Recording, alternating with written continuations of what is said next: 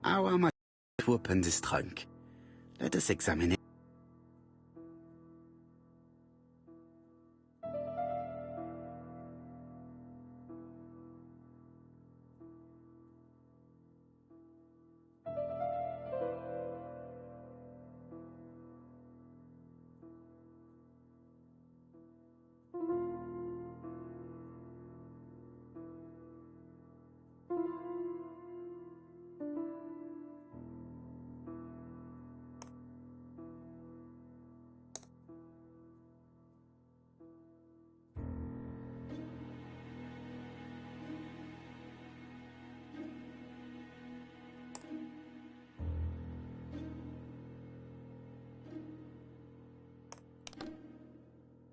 Leaving the code on the trunk. What a strange character Franklin is.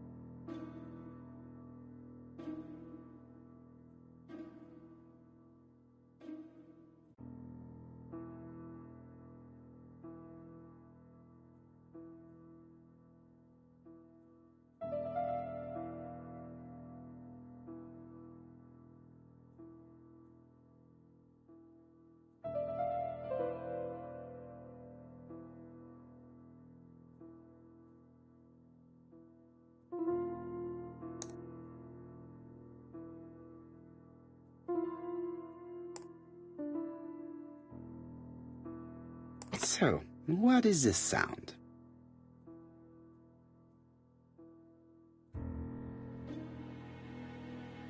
I should be able to open the trunk now.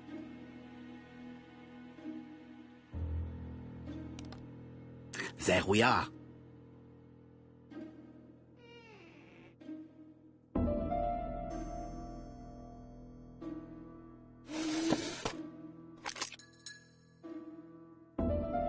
Why has Franklin put an Allen key inside his trunk?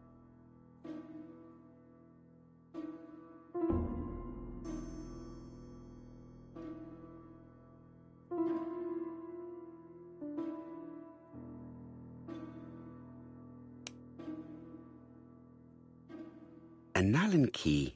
It can...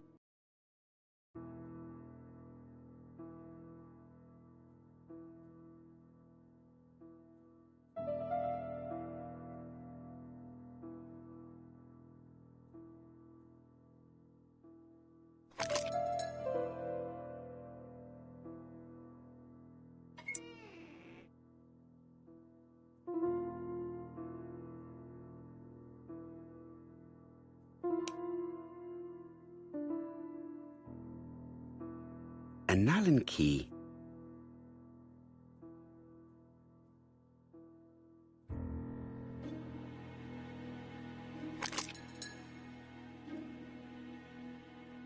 Another screw.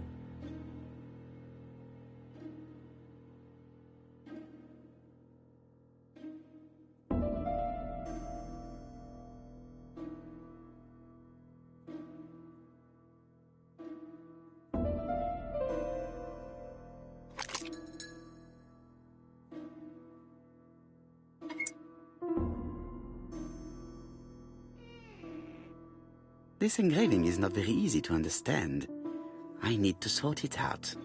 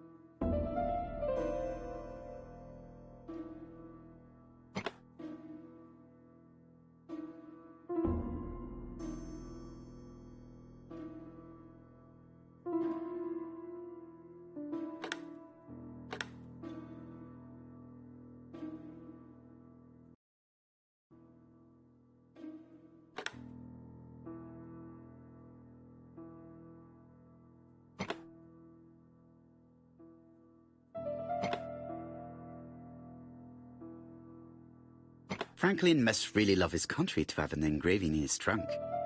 I think I heard the panel above release.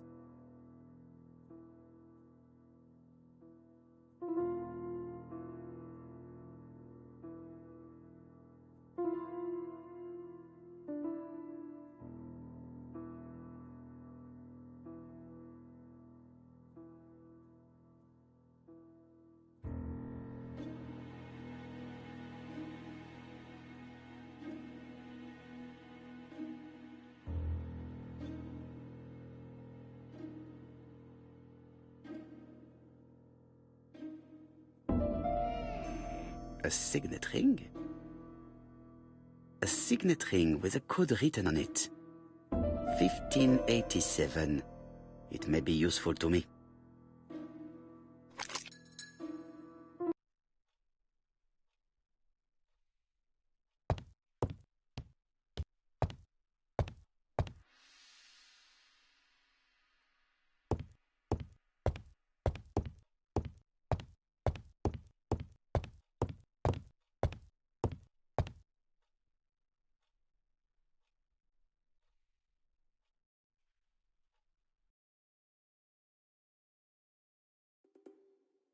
The Black Dragon's Curse.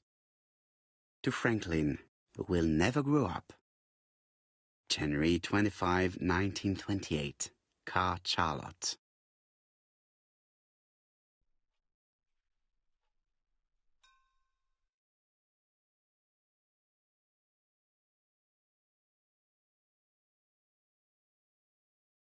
Miss Thoragray, Comside, Justin, Devon. Arsenic trioxide thallium.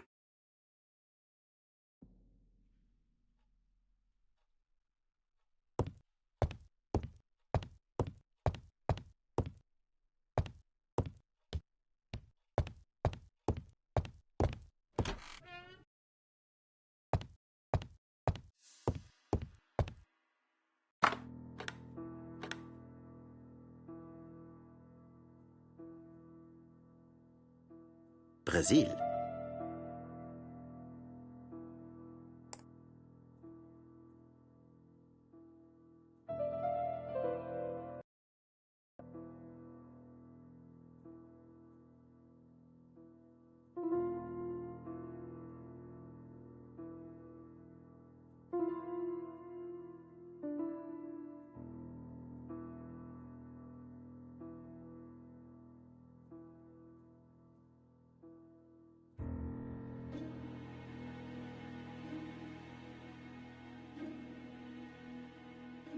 This plate appears to be able to move, but something is blocking it.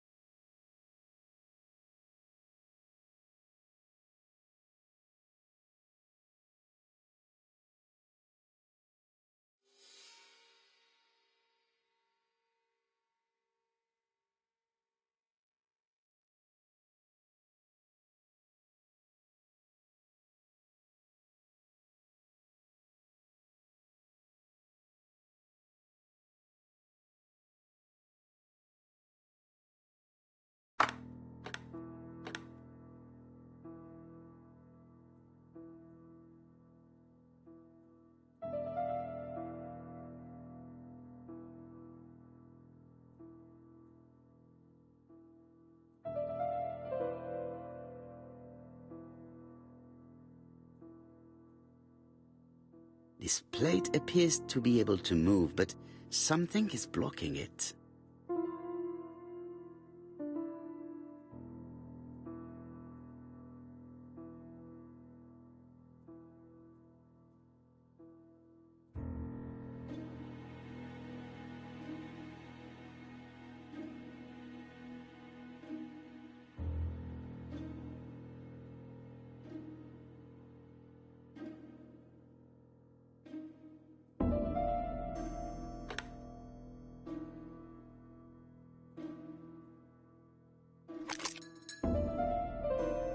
The plates around the picture appear to have unlocked. I think I've already seen these symbols on Franklin's trophies.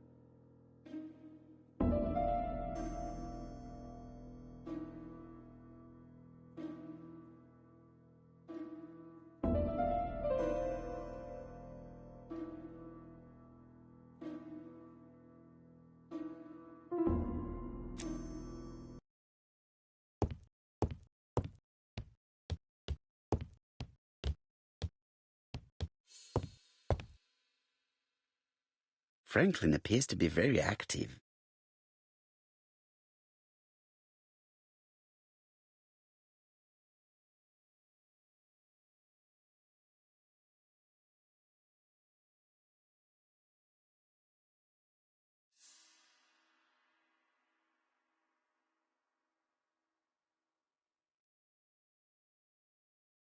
Franklin Clark appears to be a typical British gentleman, a good sportsman, a hunter, a traveler.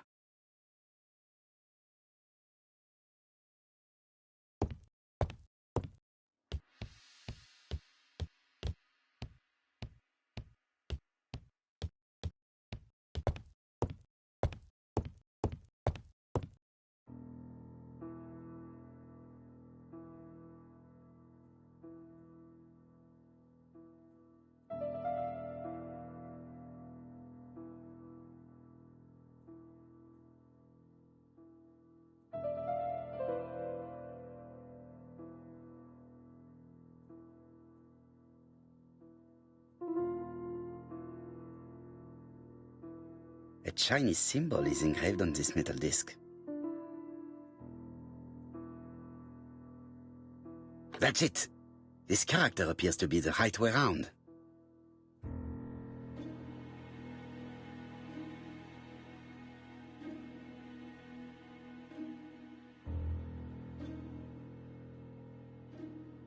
The position of this character looks right to me.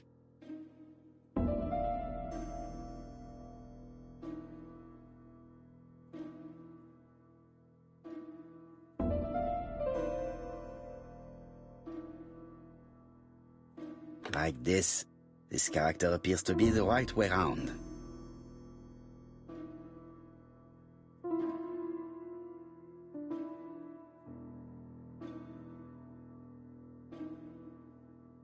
That's it.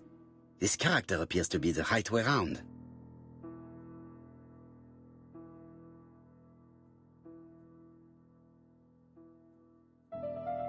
Well, well. The characters engraved on this padlock resemble those engraved on the metal discs.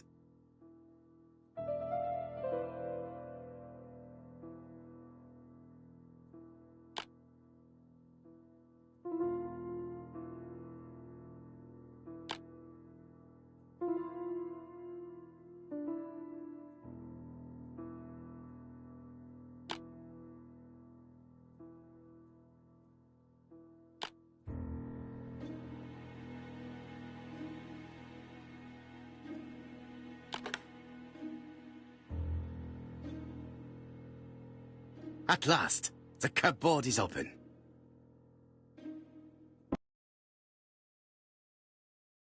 Helmet, flask, and rifles. Franklin is very well equipped.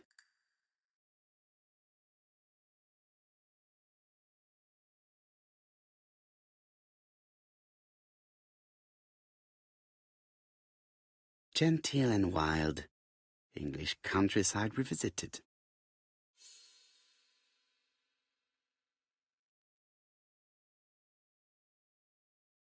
The Railway Children, E. Nesbit.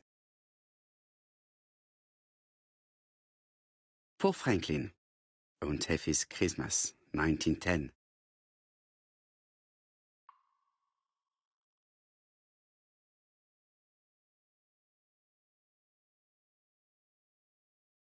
Traveling in China, a practical guide for English travelers.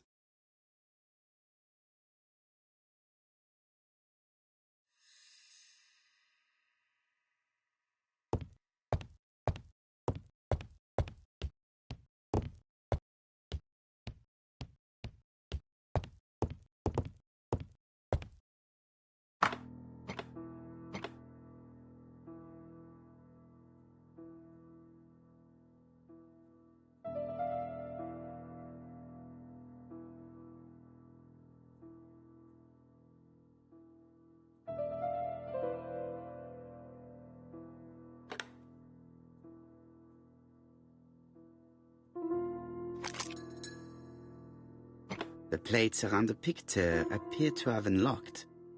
I think I've already seen these symbols on Franklin's trophies.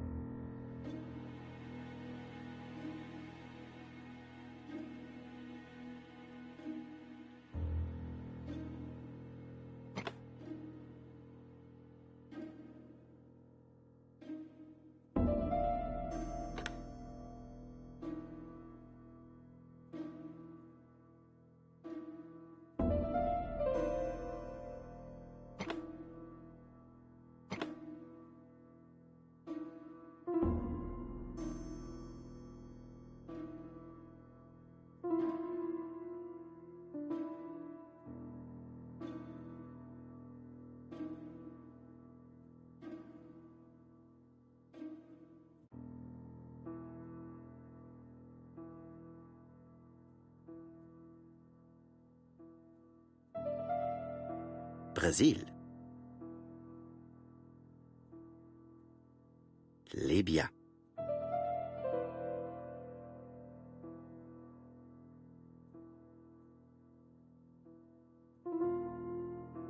Alaska.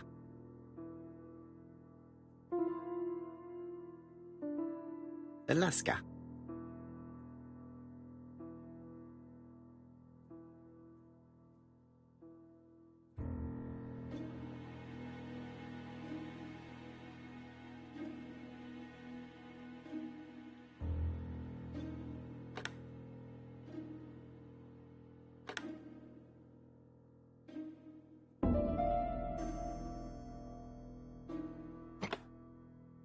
The Lion of Sumatra.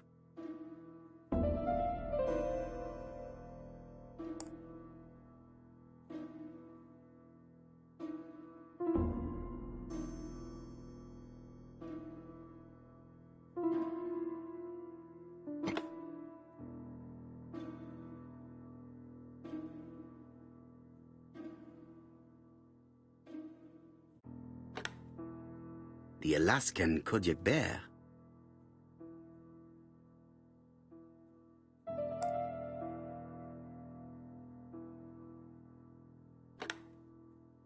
The African kudu. I heard the sound of a mechanism. Strange way of protecting one's safe. Triangulating one's hunting sites on a map.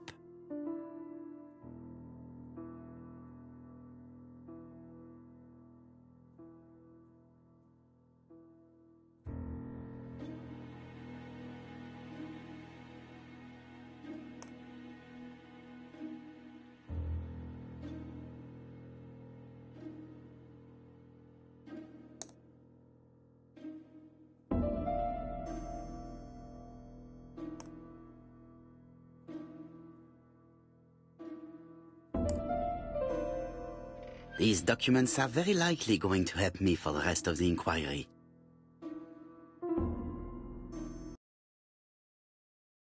A dozen gold sovereigns, some shares for the Southern Railway and some treasury bills. This is not worth much, hardly enough to justify your robbery.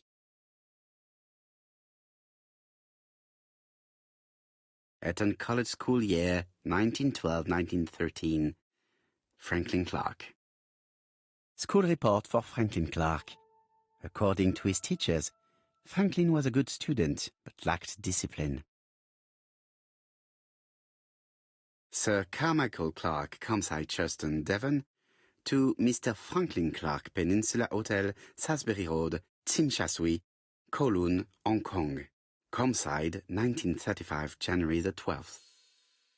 Dear Franklin, first, I wish you a good start to a successful new year. I have received your letter dated December 10th. Thanks for defending my interest against Wang, this robber. Things could have got pretty bad if you weren't a real cold-blooded guy. I envy you for that. Things go on here much as usual. Charlotte is moderately free from pain. I wish one could say more. You may remember Thora Gray. She is a dear girl and a greater comfort to me that I can tell you.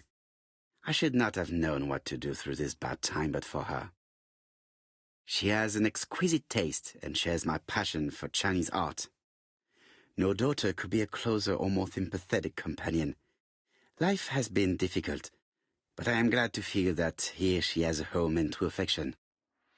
You wrote me you want to stay in China for 1 more year or even longer. I don't object. The longer you stay, the more opportunities you will have to increase our collection. Nonetheless, you should know that we miss you here, and that Charlotte will be gone by the time you come back. I am, dear Franklin, your truly affectionate brother. Charlotte Clark, Campsite, Churston, Devon, to Mr. Franklin Clark, Peninsula Hotel, Salisbury Road, Tsim Sha Tsui, Kowloon, Hong Kong, Campsite, 1935, January 1st. I wish you with all my heart a happy year 1935. Writing my greeting cards, I have affectionate thoughts for you. Always smiling as a child, sailing to distant countries and bringing back to us trunks full of wonder. At home, everything annoys me, starting with this young Thora Sir Carmichael is so fond of. I have nobody to share my feelings with, so I write to you. How can I tell you what happens to me? The simplest way the better. I am doomed. I still have 1 year to live, no more. How do I know? I opened the secret drawer of Carmichael and read a letter not addressed to me. In this letter, Dr. Logan tells my husband in the most direct way the truth he conceals from me. So, I know. But my husband doesn't know I know. Please don't tell him. And if he shares the truth with you, act as you are surprised. Carl will probably speak in his usual convoluted way, but I wanted to be the first to announce it to you. It does matter to me that you are aware of what happens in Compside. Warm regards, Charlotte.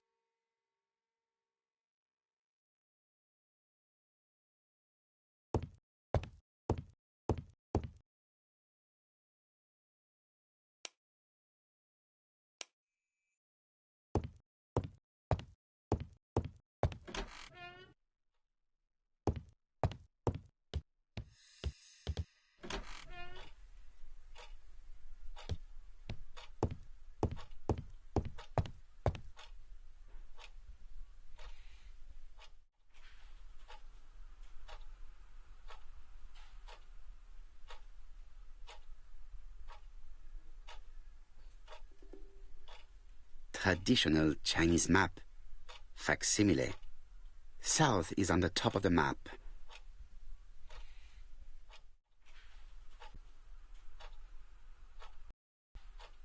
There are some very valuable objects here.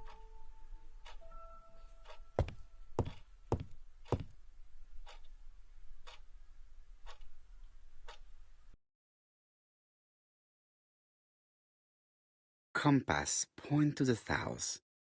Bronze and magnetite, Han Dynasty, circa 210 BC, purchased in Hong Kong 1935.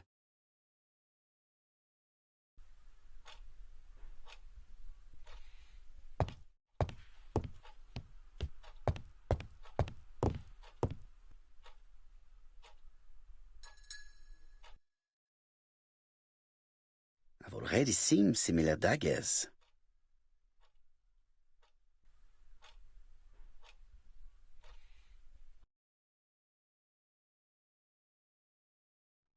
A dark dragon for a bright-haired maid.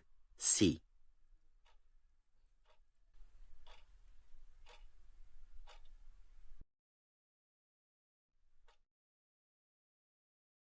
Attention, Franklin. Task list. A. Ordering Lady Clark remedies. Done. B. Tidying up real estate property files. Done. C. Calling the lawyer about inventory. Done.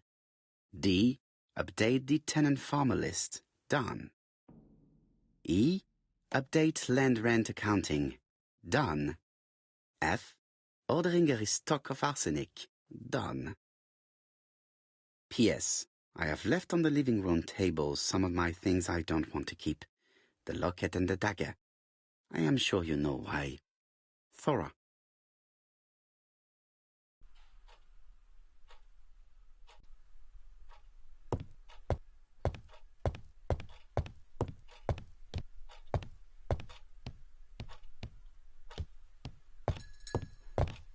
I see some papers that were not there the first time I visited. Valuers report property.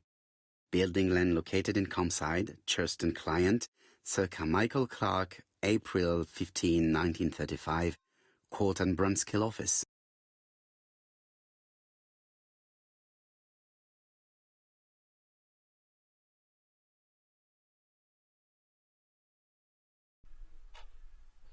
These daggers are only ceremonial weapons. I do not think that the crime weapon is here.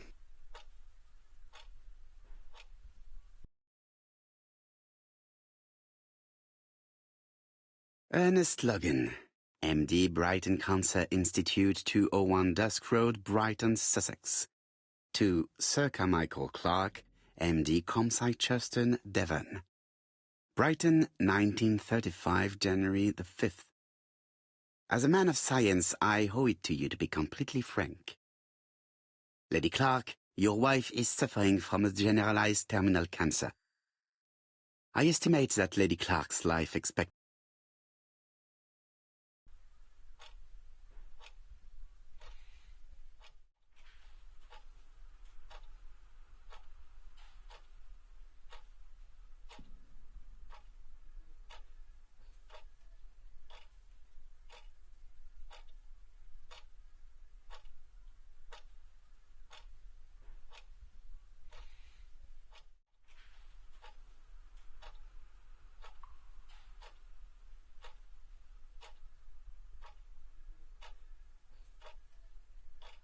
Valuers report property.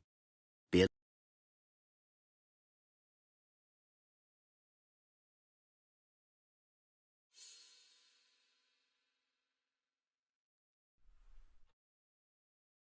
Court and Brunskill. The name is familiar.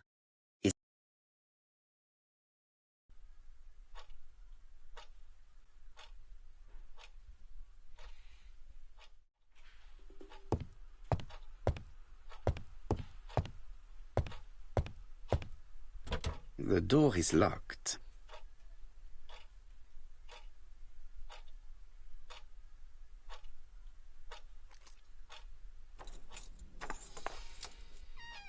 This unit contains the medical records for Sir Carmichael Clark's patients. Let us study them closely and see if there are any familiar names. No deaths on the records from A to D. They've been handled recently. No known names. Disappointing. Lots of dust. The records from E to Z have not been touched for years. No known names. Disappointing.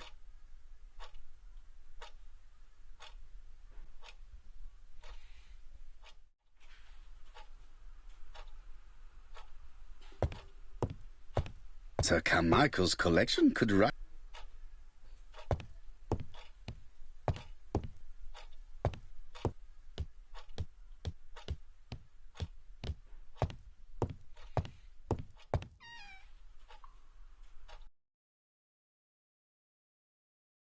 Where is the horrible smell of carrion coming from?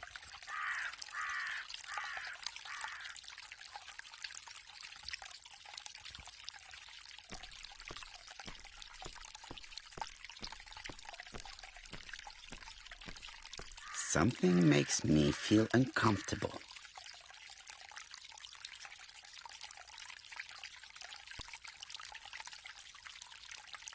Brown pellets. Revolting.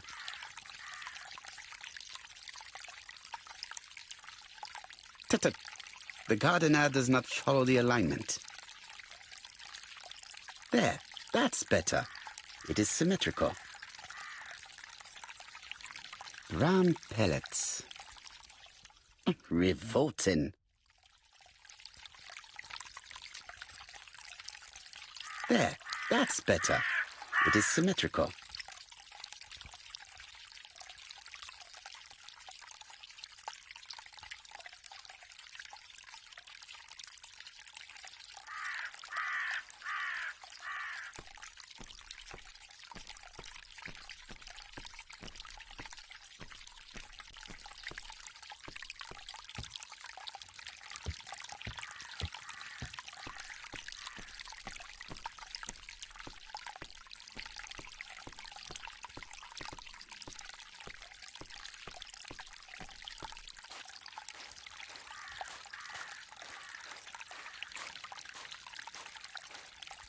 It was probably the gardener who lit this fire.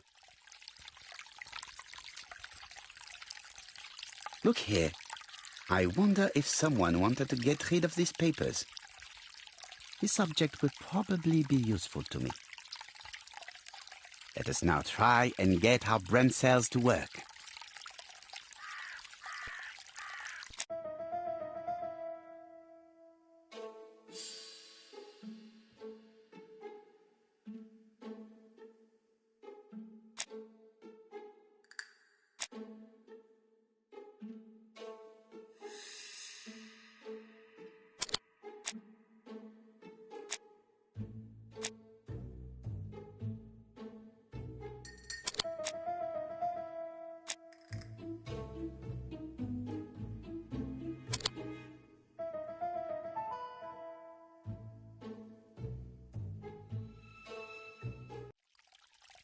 Everything that Thorgray has left behind comes from Sir Carmichael's collection. He most probably gave them to her.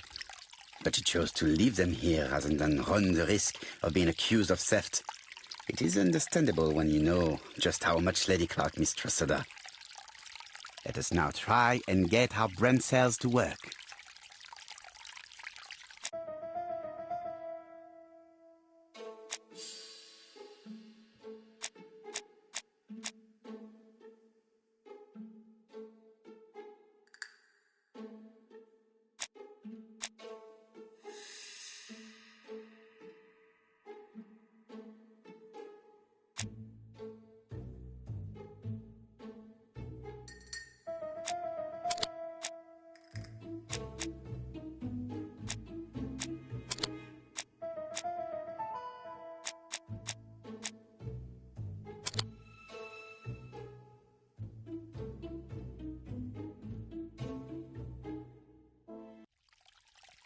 Thorgray had no reason to kill someone who only had few months left to live. The poison she ordered was for rats. The gardener must have made good use of it, considering the stinking remains on the path, not far from the property. I've finished here. I must put the skeleton key back and inform Hastings that I'm returning to London.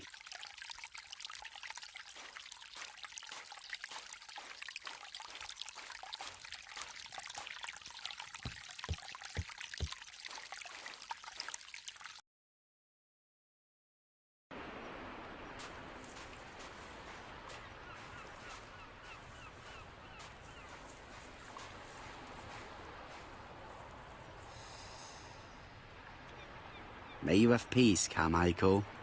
Charlotte.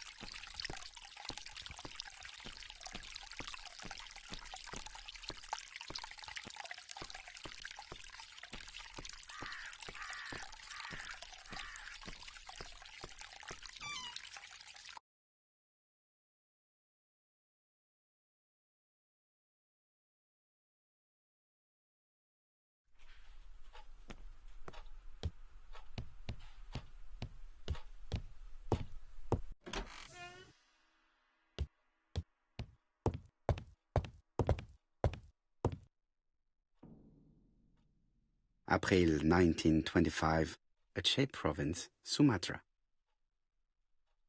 April 1925.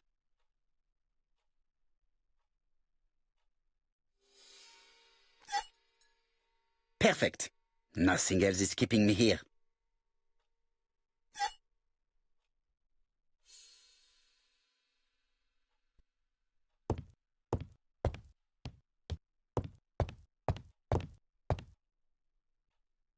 Hello, Hastings.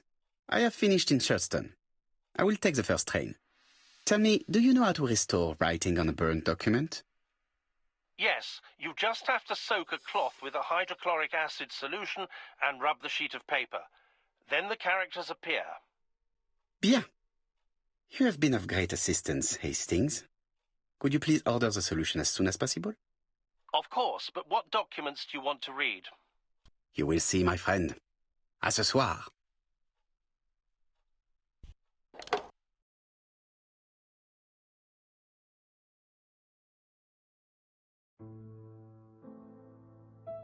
Donald Fraser is here.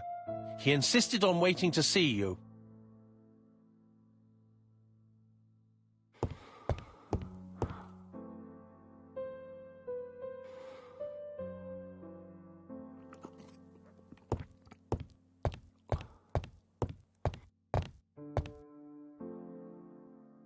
This man is tired.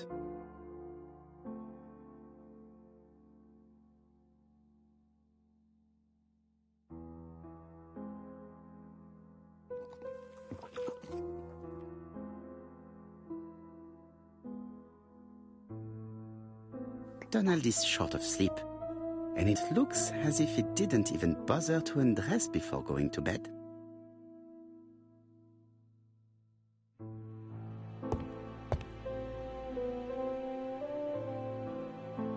Mr. Poirot, I don't know why I'm here.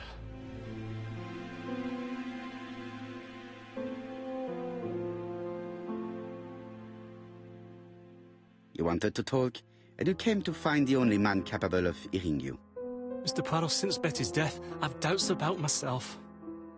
I don't know what to do. And I keep having a horrible dream 3 nights in a row. Have a drink, and tell me about this dream.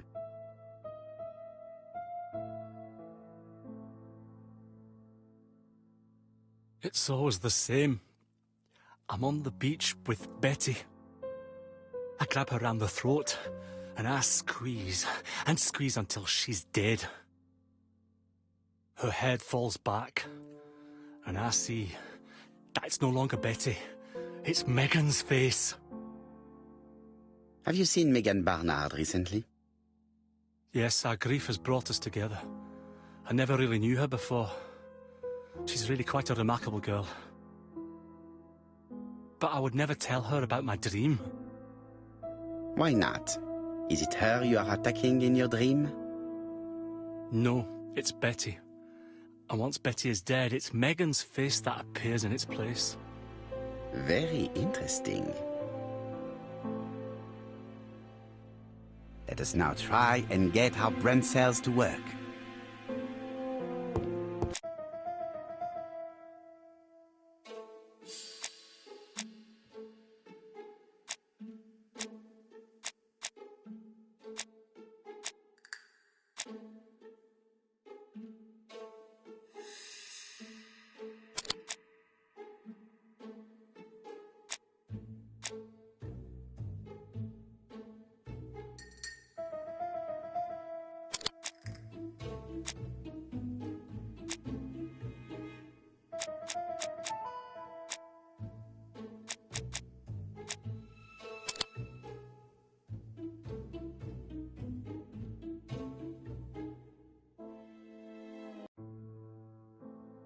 Mr. Fraser, I think that the real meaning of this dream is that you are in love with Megan Barnard.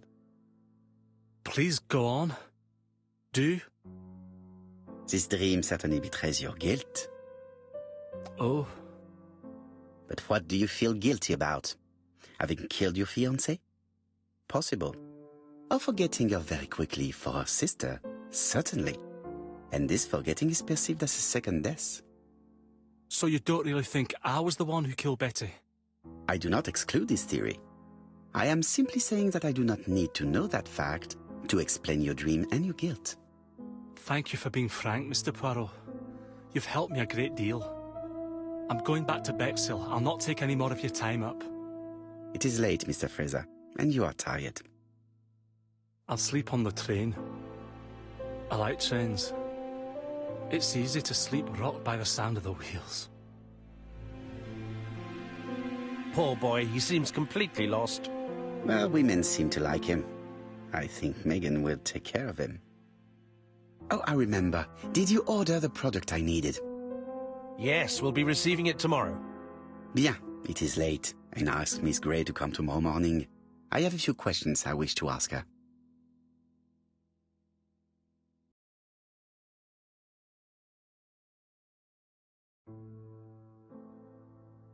Mademoiselle, I asked you here in order to answer a very important question.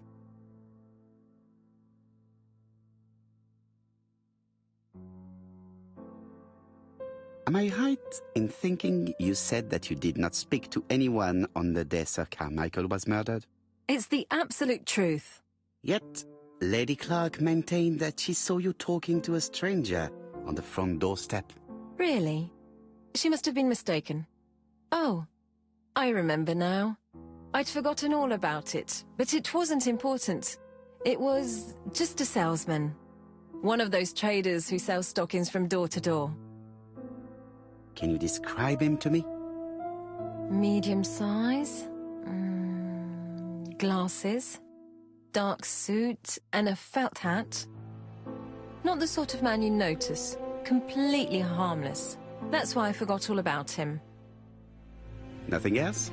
He was very hesitant and shy. Usually door-to-door salesmen are very confident. But he wasn't.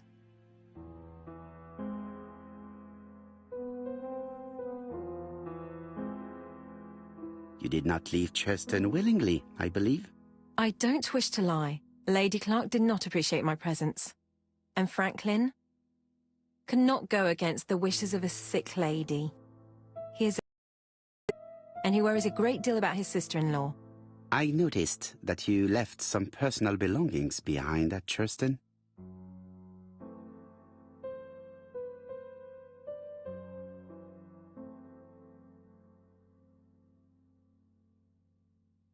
It was too risky for you to keep these objects, am I correct? Risky? What was the risk?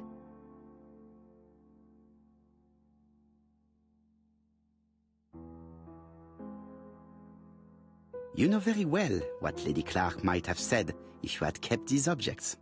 Indeed. These objects were gifts. But Lady Clark would have been convinced that I'd stolen them. By returning them, I put an end to such evil gossip. Bien. I must ask you one last question. Please reply frankly with either yes or no. If Lady Clark had died, would you have agreed to marry Sir Carmichael if he'd asked you? How dare you ask such a question? Sir Carmichael treated me just like his daughter. And all that I ever felt him was affection and gratitude, nothing else. Thank you, mademoiselle. I will not keep you any longer.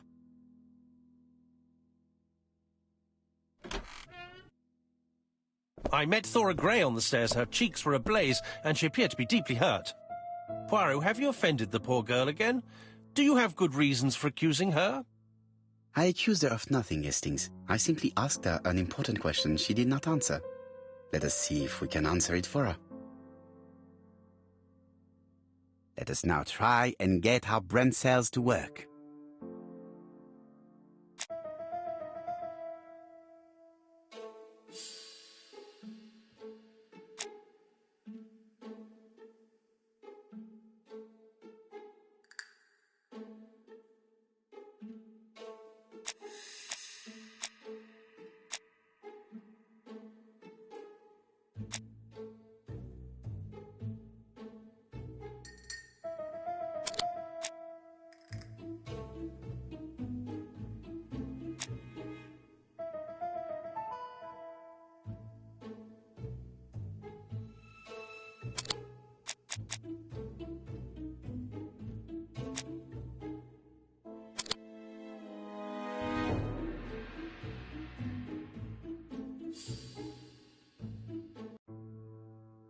You must know how to read between the lines, Hastings. When Sir Carmichael refers to paternal affection, he is lying to himself. Read this engraving on the brooch. A dark dragon for an angel with glossy hair. These are the words of a lover, not a father. Lady Clark was not wrong. What if Sir Carmichael had fallen in love with his secretary? That doesn't mean that she forced him to do so. True, there are extenuating circumstances. She is a penniless orphan. But she is calculating. Just look how she avoided it when asked if she would have married Clark. I see. You think she seduced Sir Carmichael for her own gain, and that now she is doing the same with his brother. Poirot, your world is a very dark place. Do not get carried away. Another more important matter to settle. Really? Yes, would you believe that Miss Grey taught me something new? Let us now try and get our brain cells to work.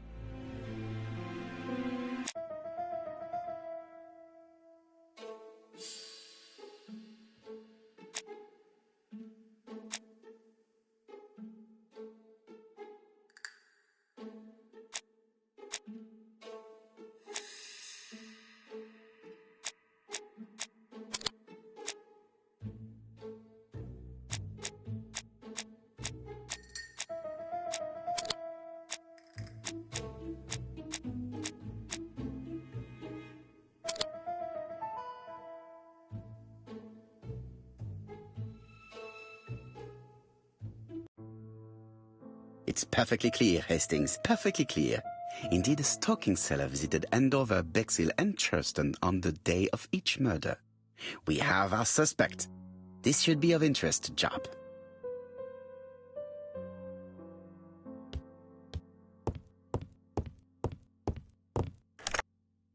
Chief Inspector, we are looking for a stocking salesman.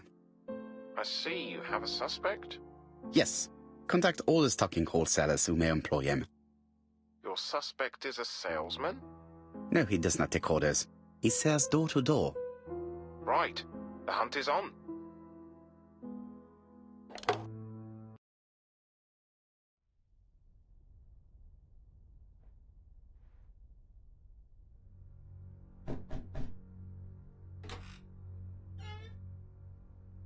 Are you leaving, Mr. Cust? Yes, I'm going to Cheltenham. You shouldn't travel today. You don't look very well. I have to. I have engagements. I must respect them.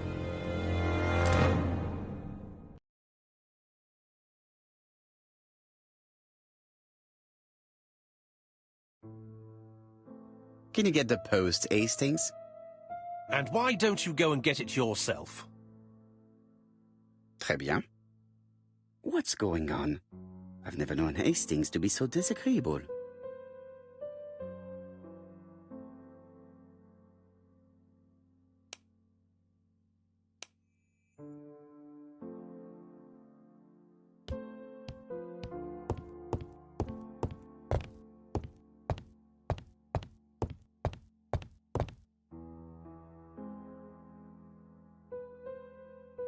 Poor Mr. Poirot.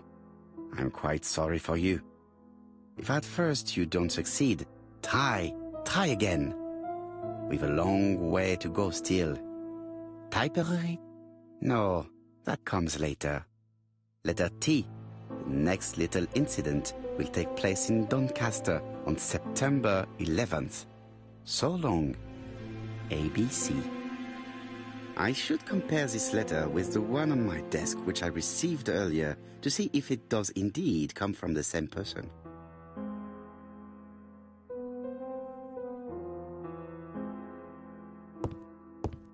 It is now the right time.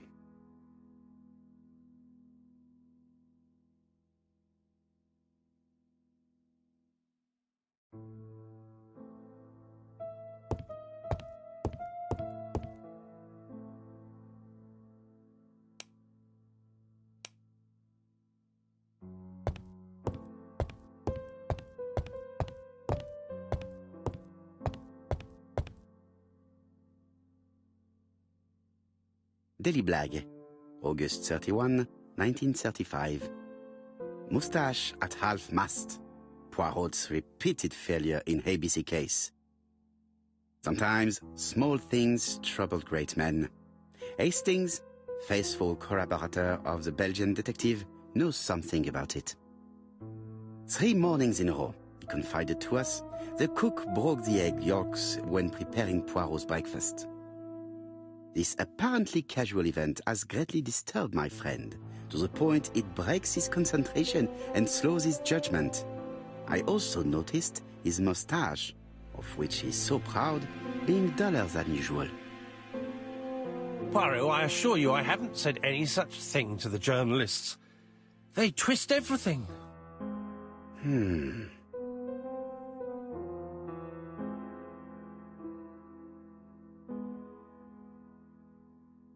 Royal Mathematical and Statistical Society's Bulletin, September the 9th, 1935. The Alphabet Murder, a methodical madman. It's highly probable that the alphabet murderer will kill again. Could we possibly estimate the number of victims in his next crime?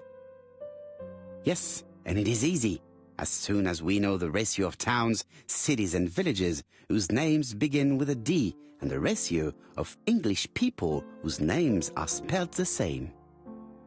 On the one hand, the ratio of towns, cities and villages in England with a name starting with D, and on the other hand, the ratio of English people with a name also starting with D. After this initial calculation, it is easy to deduce the likelihood of actually being murdered if you belong to the target population. Go to the last page to find our results and details on the calculations.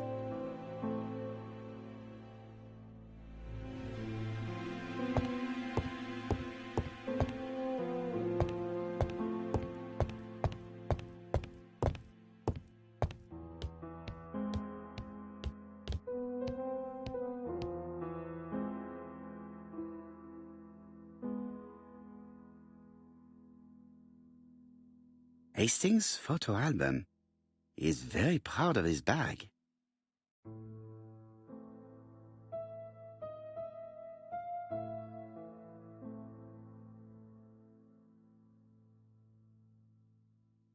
Churston, Devon, population 500 inhabitants.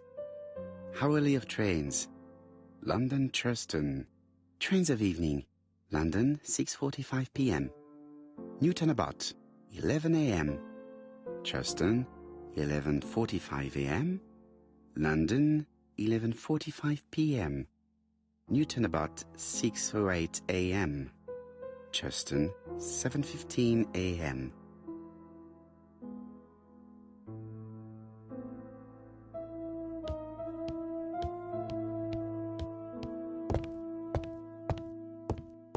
It is now the right time.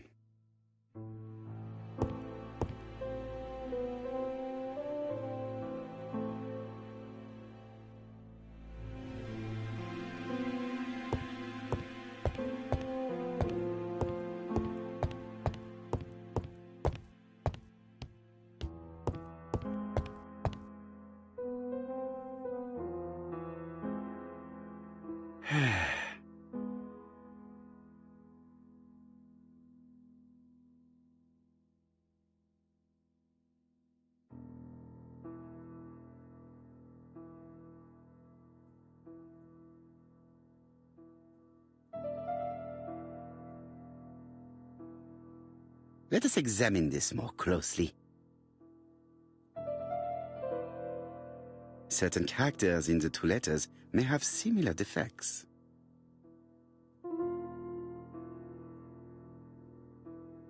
Yes, this I is weird.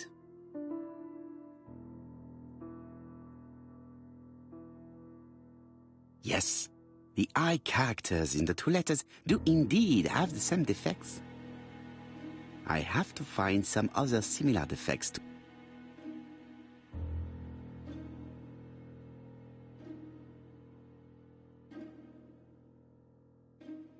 Yes, the A appears to be quite...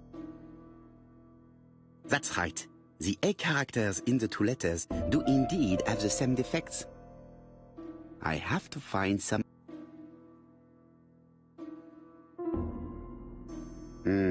The W is not printed properly.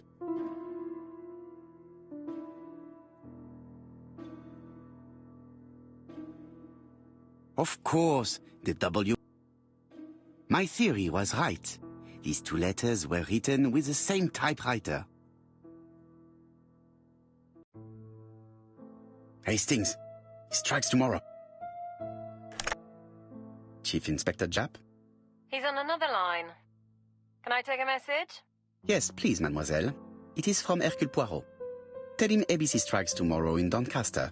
He must call me back. Very well, sir. Bien, now I'm going to see what I can find from these burnt documents. I've received the product I need. Hastings, if you do not mind, I would like you to take a few notes.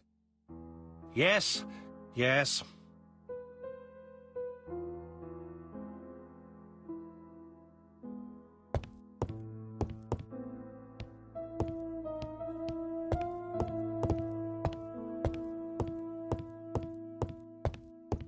Now, down to work. All of this needs putting in order a little.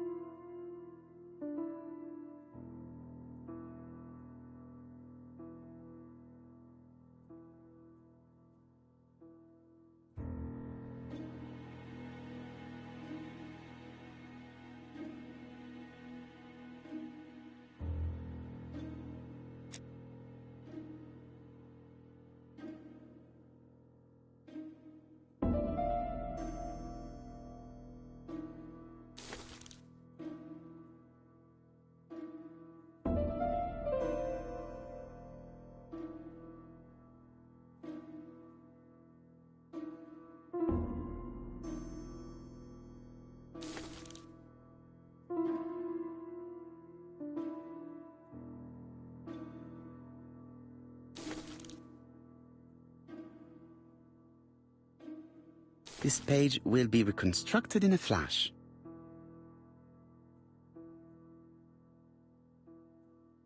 This page is finished. That's done. 3 more to go.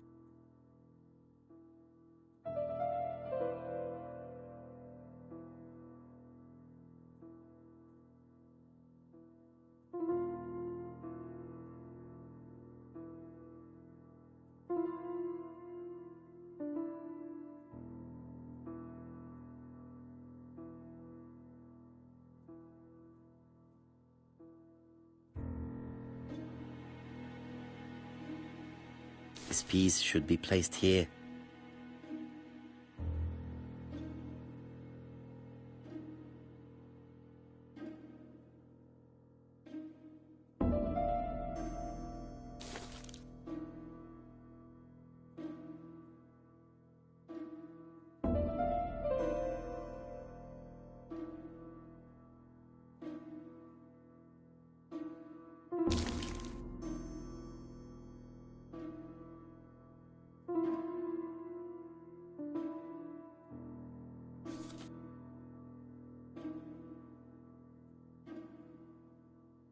This page is finished. And that's 2 done. It's easier than I thought.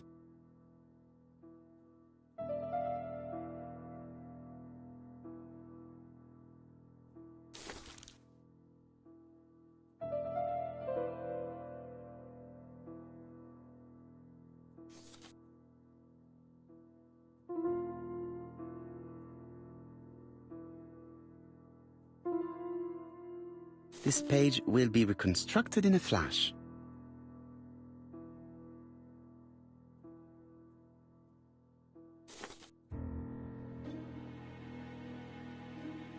This page is finished. Only 1 more. Keep going.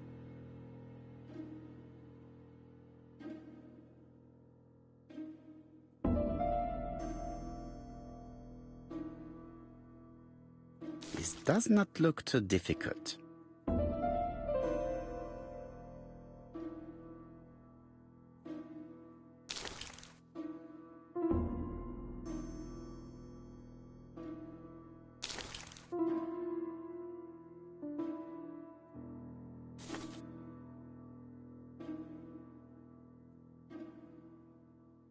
This page is finished. All the pages are reconstructed.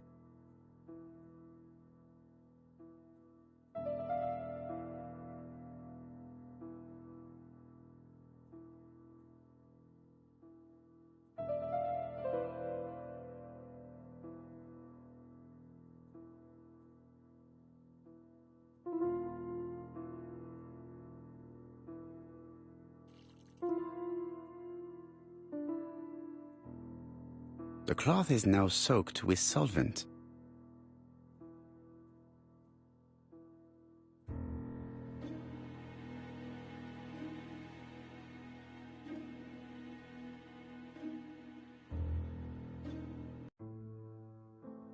Got it! Make a note, Hastings, make a note. Mrs. Alice Asher, shop owner in Andover. Tracheitis, hemoptysis, prescribed laudanum. I got it. Look. Poirot, where on earth did you find these files? On a fire at the bottom of the garden at campsite. All right, but where did the person who burned them find them?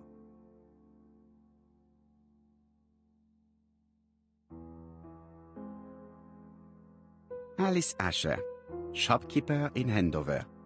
Tracheitis, hemoptysis, chronic cough with loss of blood. Prescribed laudanum-based cough medicine. Betty Barnard, waitress in Bexhill. Chronic bronchitis, causing dysphonia. Advised to stop smoking. Alexander Bonaparte Cust. War wounded, mustard gas and head trauma. Pulmonary emphysema. Hemoptysis. Coughing fits with blood. Suffers from absences and amnesia. Dick Dudley Dunbar, owner of the Black Swan Hotel in Doncaster. Asthmatic, heart disease, heart condition. Let us now try and get our brain cells to work.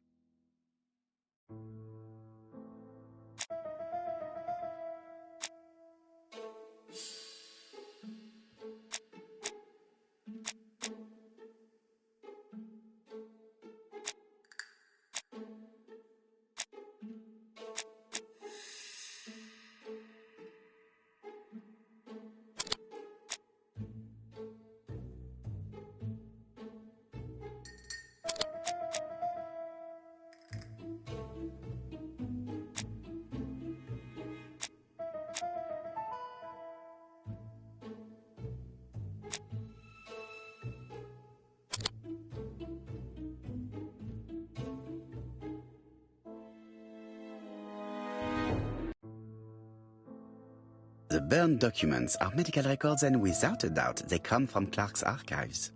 First of all, because all the patients have throat conditions. And secondly, their name starts with either A, B, C, or D, and it is precisely the files that match these letters that have been tampered with. But why burn these files? How come the names of the two victims appear on them? And who are the two other patients? These are very good questions.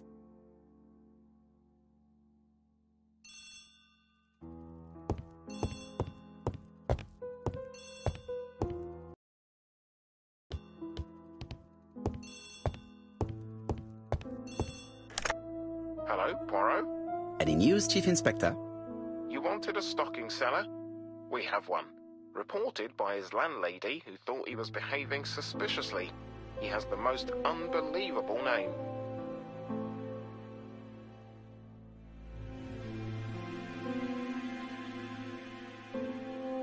Alexander Bonaparte Cust. Yes, Alexander Bonaparte Cust? How did you guess? Poirot, you have magical powers. It's a serious lead. I called Doncaster. A person matching Cust's description has been seen at the station. He got off the train from London, but after that, nobody knows where he went.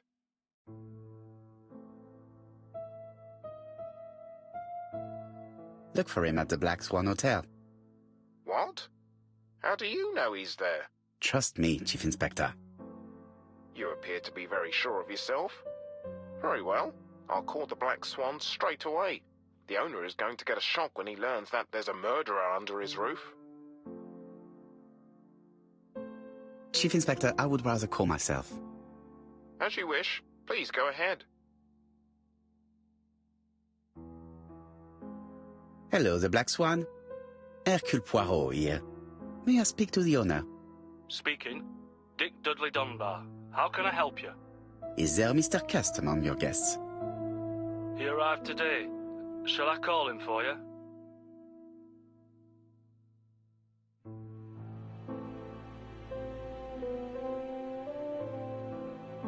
No, it is you I wish to speak with.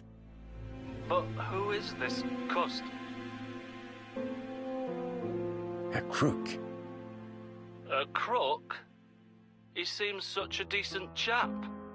Do you think that Cust might be dangerous? Oh, I do hope you're wrong. He seems so harmless, you know. Oh, yes, completely harmless. We must not overestimate the danger. After all, we are not absolutely sure he is guilty. What should I do? Watch him. If he leaves the hotel, watch where he is heading. I'll call the police in Doncaster immediately. When they arrive, keep out of the way. Oh, indeed. I shall keep out of the way. I have a bad heart, you see, and a big shot could kill me. Thank you for having warned me. Hello, Poirot. We have some good news. The police in Doncaster have caught our man at the Black Swan Hotel. They're sending him here by train. While we're waiting to question Cust, we could search his room in London. Where does he live? The Marbury Guest House? I'll see you there. Yes, but start without me. First of all, I have to sort out a few details for Cust's transfer. I understand. À bientôt. Hastings, we are making good progress. Please go and search the room of our number 1 suspect. With pleasure. I did have a dentist appointment, but I'll cancel. The dentist. So that is why you are so nervous and bad-tempered. A visit to the dentist is never an enjoyable prospect. But an unavoidable one. Go to your appointment, Hastings. I will manage on my own.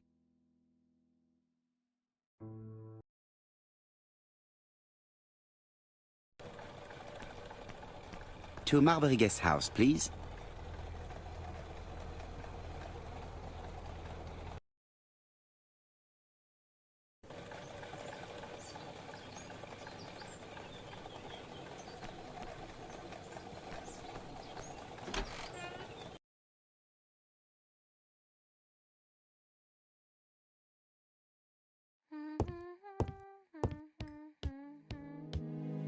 I should check the register. Mrs. Marbury may have been hiding something from me.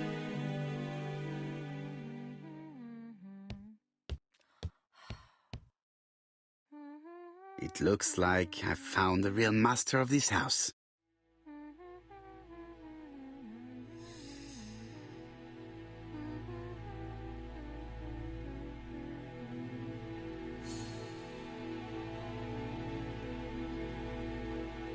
There is no need to worry about the household cat. I'm sure that Mrs. Marbury lets it do what it pleases.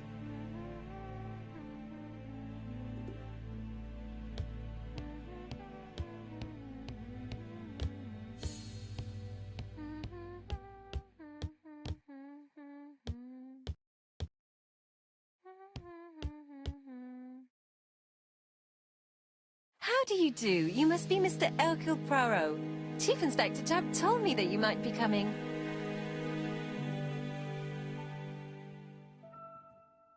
Madame, you may be of valuable help to me. It would be my pleasure to help you. Will there be some journalists there as well? I think you might even be interviewed. You are key witness. I've suspected him for some time, but he appeared so harmless. Oh yes, sometimes he got angry and waved his arms about. But even then, he wasn't frightening. And he was as gentle as a lamb again immediately afterwards. It was only this morning that I understood. He told me he was going to Cheltenham, but my daughter saw him at Euston Station. It's not the right station. To get to Cheltenham, you have to take the train from Paddington. And what's more, Mr. Cust left behind an ABC with Doncaster underlined. As you can imagine, when I saw that, I called Scotland Yard.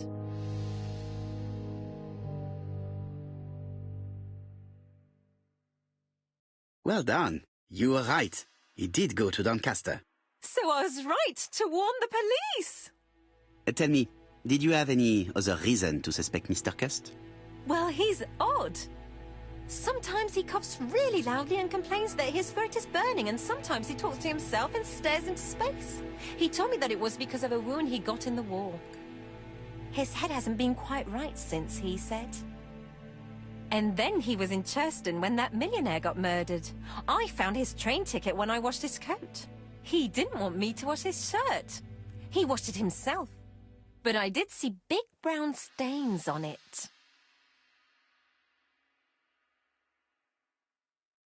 Do you think it was blood? Well, when I saw them, I thought, look, he spilled his wine or his soup all over himself. But now that I think about it, well, they did look like blood. Cut used to travel for his work. Is that correct? Oh, it wasn't for pleasure. He was always unwell on trains. But he had to sell his stockings around England. I have to respect my engagements, he used to say. Do you know where Cust was at the time of the murder in Andover and Bexhill? On June the 21st and July the 25th? No, I don't know. That was a while ago, you know. But surely you keep a register. It won't do you much good. Mr. Cuss rents his room for the year. If he goes away for a few days, I have no reason to make a note of it. Ah! I remember one thing. Bexhill's by the sea, right? Indeed, it is a large seaside resort. Well, as it happens, at the start of July, Mr. Cast asked me to repair his bathing dress. Suspicious, huh?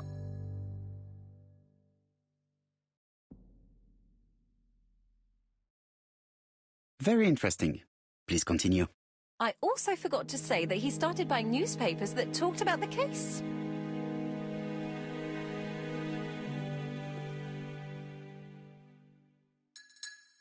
When did he start buying the newspapers?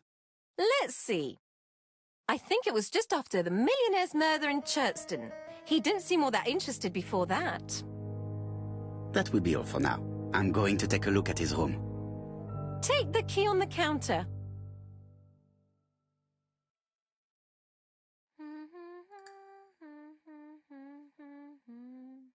This woman appears to be in a good mood.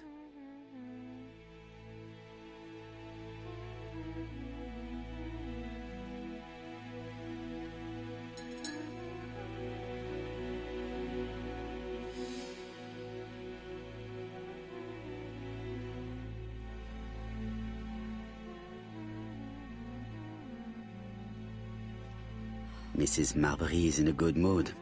She's working very precisely in producing incredibly thin peel.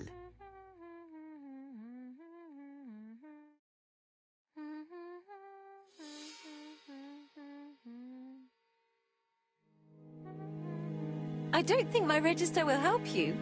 Mr. Cuss rents his room all year. If he goes away for a few days, I have no reason to make a note of it.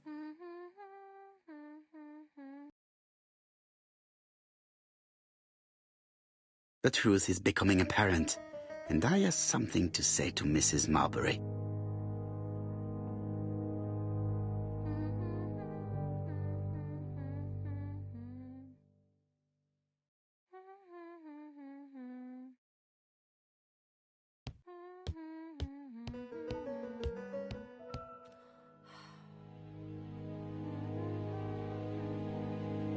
There is no need to worry about the household cat. I'm sure that Mrs. Marbury lets it do what it pleases.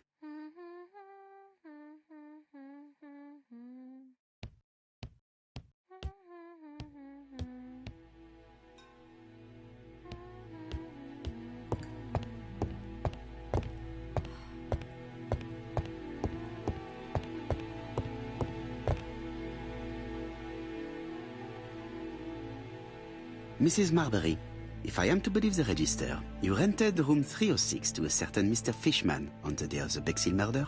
Room 306 is Cust's room. Can you explain yourself? Yes, I remember. Just for one night as a favour. Mr. Cust was away, all my other rooms were taken, and poor Mr. Fishman had nowhere to go. It doesn't matter, provided that you remembered to change the sheets. Oh, do you think so?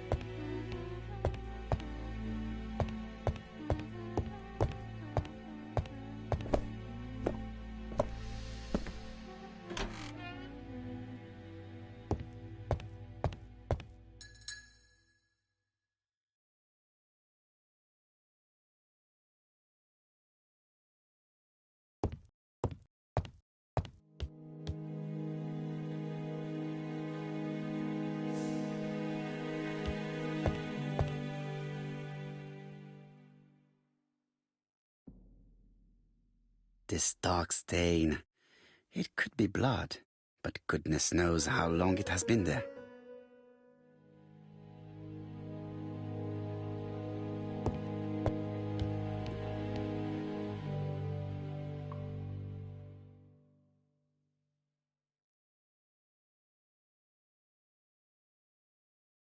Laudanum Cameron's Chemists. Laudanum, a medicine for coughs. It is what Dr. Clark prescribed for Mrs. Asher. This subject would probably be useful to me.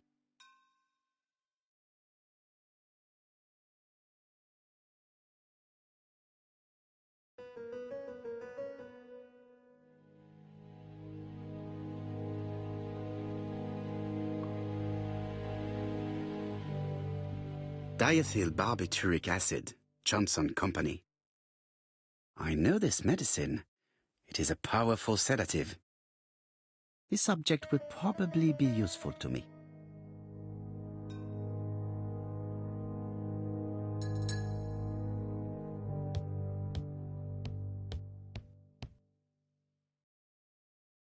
How hopeful.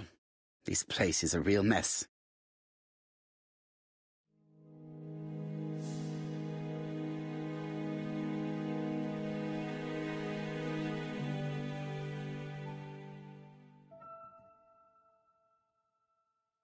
The least we can say is that Mr. Cust is not very concerned about order and balance.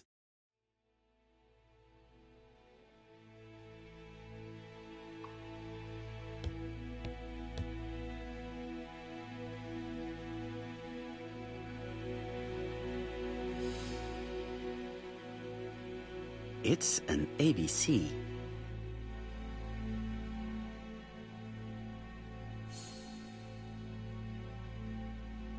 A long-bladed knife. A murderer's weapon. This subject would probably be useful to me.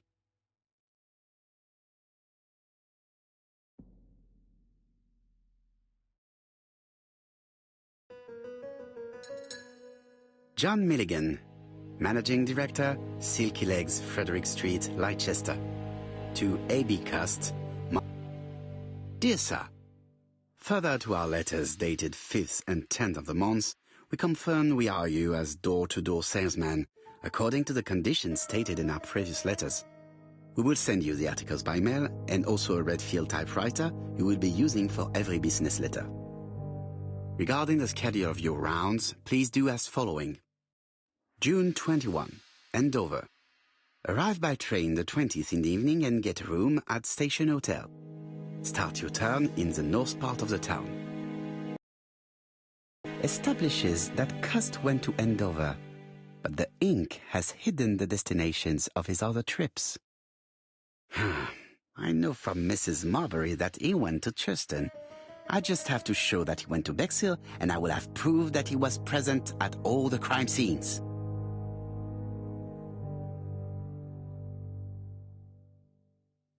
Did Cust drop it when he opened the window, or was it Mrs. Marbury while she was cleaning?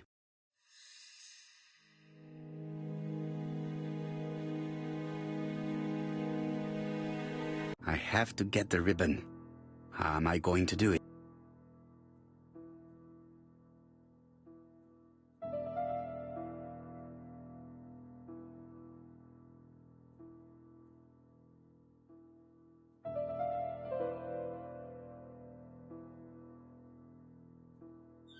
The right-hand heel has been removed.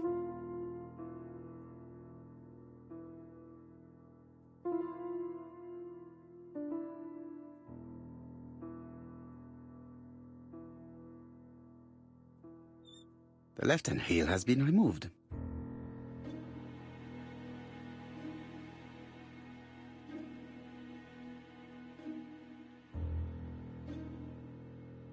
Something is blocking the ribbon. Something is blocking the ribbon.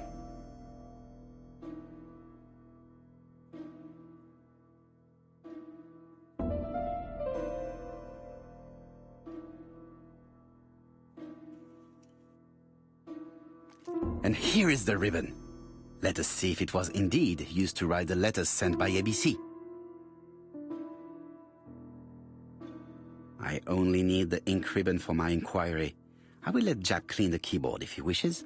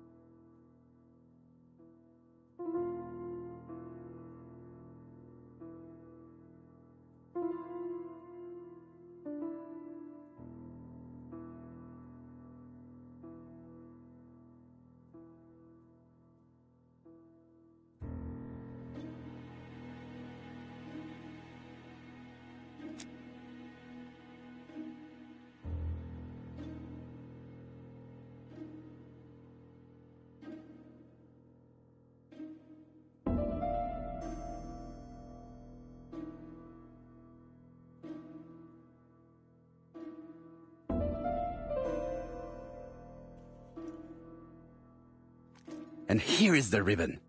Let us see if it... I only need the ink ribbon for my inquiry. I will let Jack clean the keyboard if he wishes.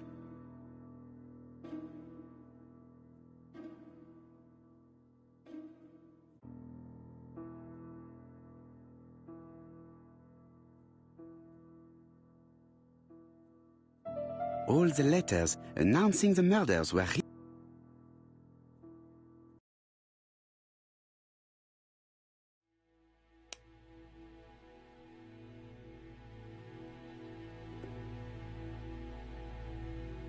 Cast is parsimonious. He keeps his pencils and sharpens them until there is nothing left. It is clear that he did not grow up in luxury.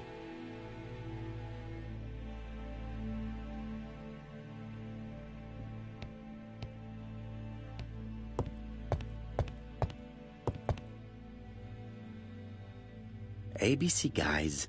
Enough to sign about a dozen murders. It's closed.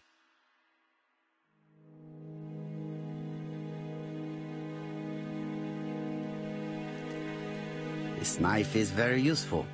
Who knows? Maybe it never cut anything other than string. Stockings. Stockings.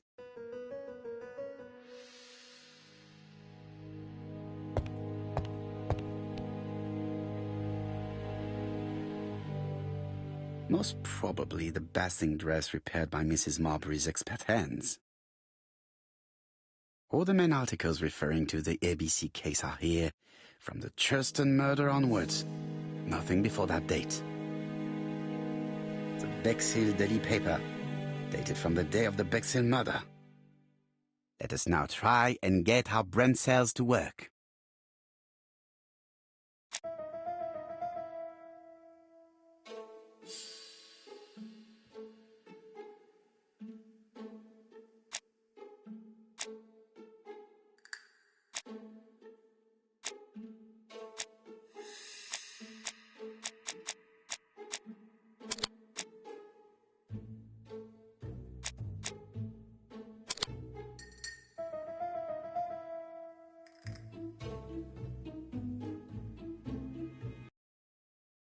The register shows that...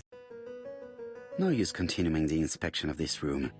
I've seen all there is to see. Trousers, white.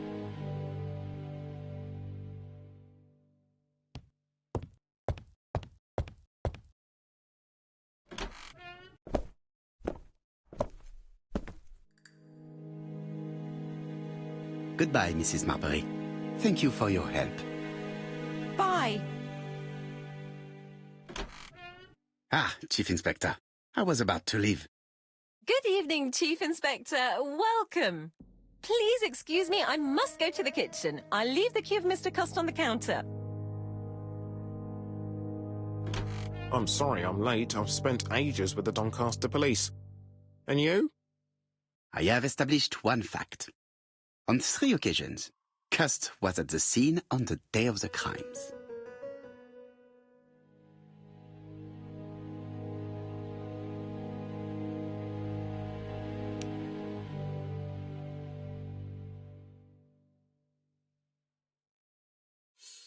I had best talk to Jap.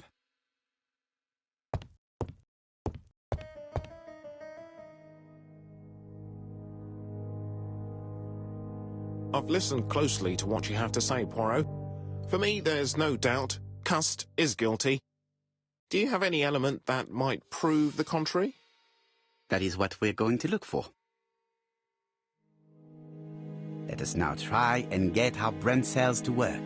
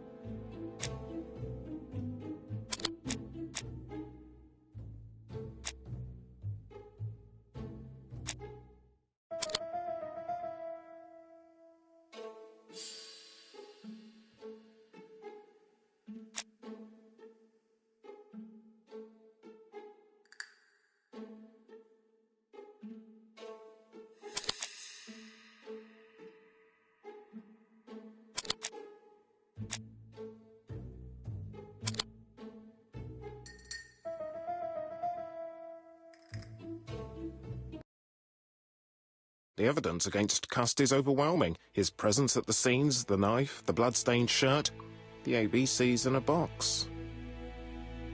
C'est vrai. However, the blood Mrs. Marbury saw on Cust's shirt may have been his own. According to his medical records, he suffers from hemoptysis. The murderer cut Sir Carmichael's throat from behind, and the blood spurted outwards. You would expect the murderer's shirt to be stained on the sleeves, not on the buttonholes, yet we see quite the opposite. You would expect the murderer to keep the newspaper articles about his crimes. But Cust's collection starts in Cheston, as if it discovered the case rather late. I agree it's troubling, but it doesn't change my mind.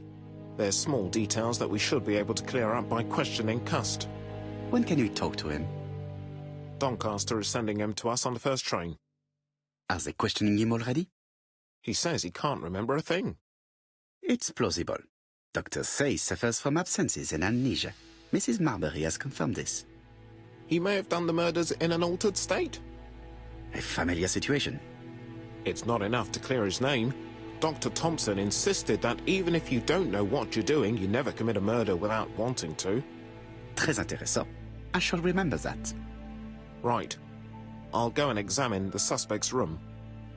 Chief Inspector, I took the liberty of removing a few clues to examinatum. All right, we'll discuss them tomorrow. In the meantime, I'm going to see if you've missed something.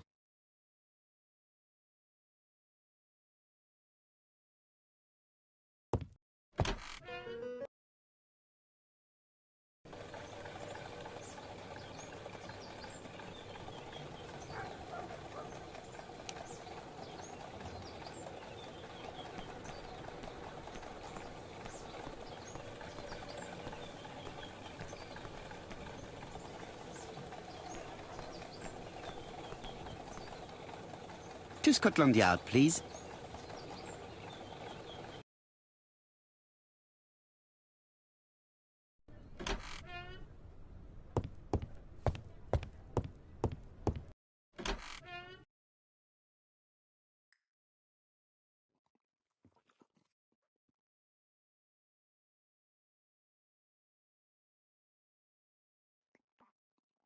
This man is not in good shape.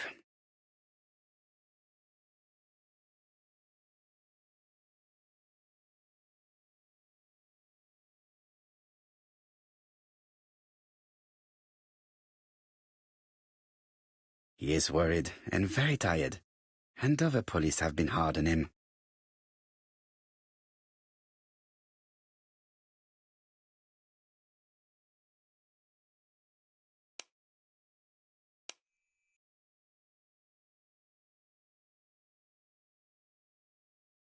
What do you want from me? Good day, Mr. Cust. I am Hercule Poirot. Ah, you're the detective. Why did you send me a letter before each crime? Why all these questions? When are you going to stop pestering me?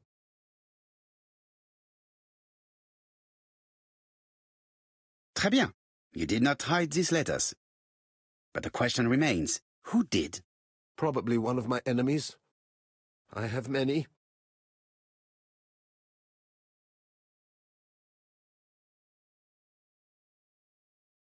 I do not believe that you are capable of murder, Mr. Cust. I hope not.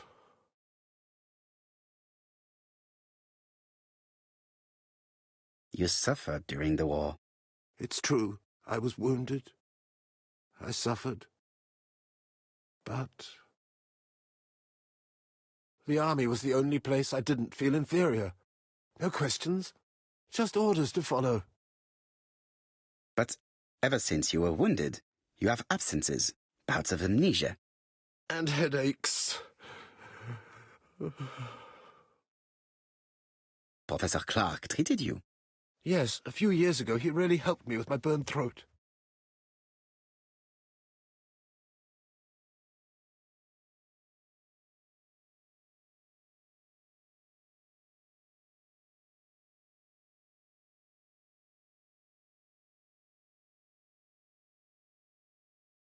Of course, you never considered killing a doctor who took such good care of you.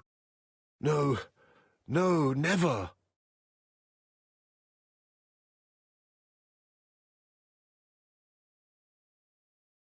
You were seen at all the crime scenes. Yes, I was. I travel a lot, but not for pleasure. I am terribly unwell in trains. But I had to respect my engagements. My employer gave me very precise written instructions about the towns I had to visit. Let's see. The company you claim to work for, Silky Legs, has never heard of you. And as for these letters they sent you, they were written on your own typewriter. The company sent me the typewriter when I started working for them. Yes, but the letters were received afterwards. So it would appear that you typed them before sending them to yourself. I don't remember. Good God! I don't know what's happening to me. My head hurts terribly.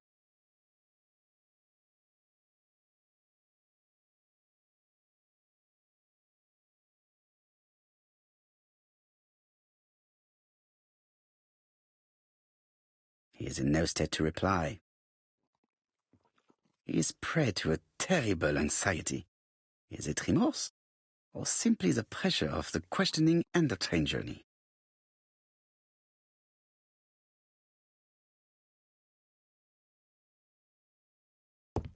I am not going to leave before having finished questioning him.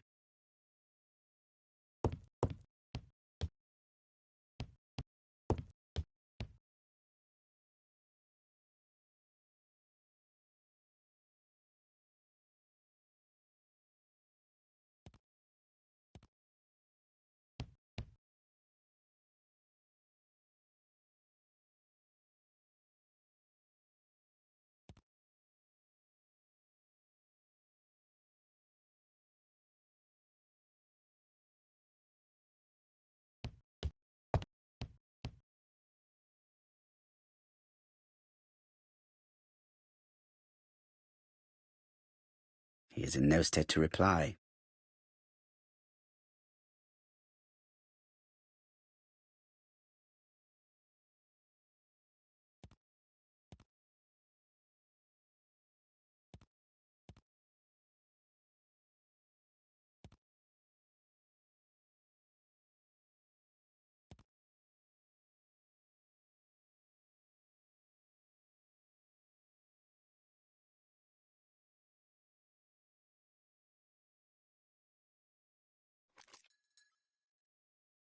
Take this. It will help you.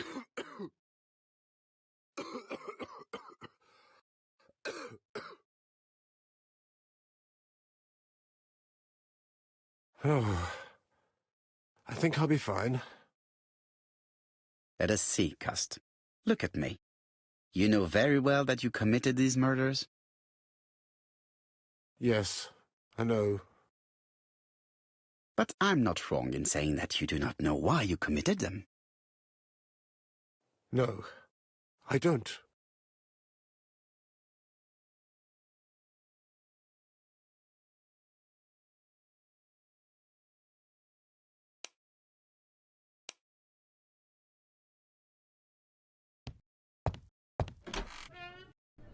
And what conclusions have you drawn? Plenty. It might help us to understand him a little better.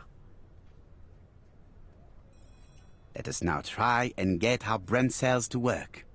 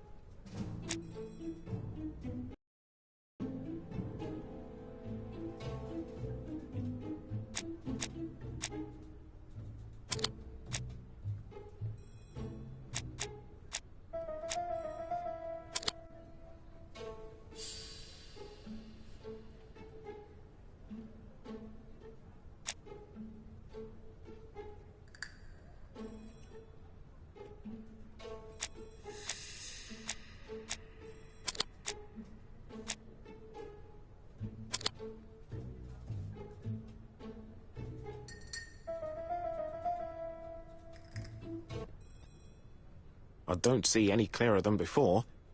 This is worse. There is one point to highlight. C'est curieux.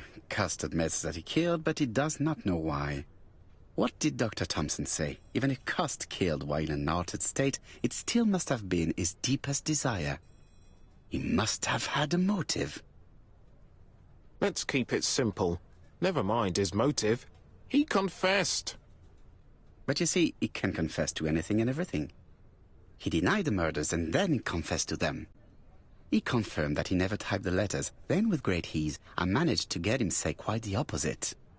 Come on, he behaved like a guilty man. He lied to his landlady. Because deep down he believes himself guilty. From the papers, he noticed that he had always been at the scene of the crimes. He must think that he killed and then simply forgot what he had done. How can you be so sure? Let us look at his psychological profile. You will understand my point of view.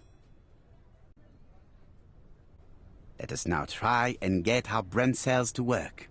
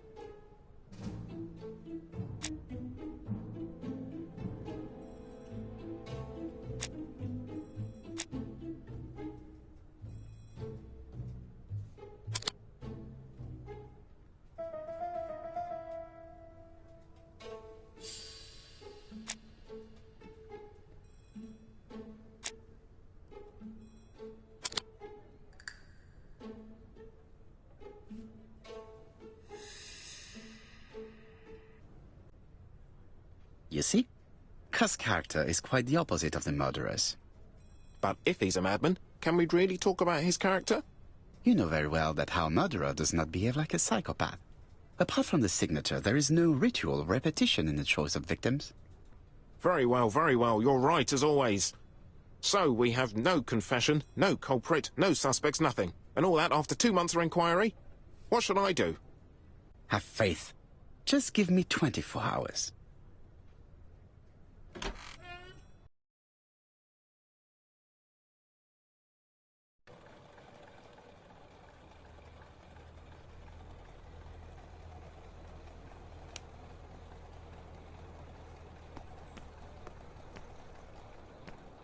To Whitehaven, please.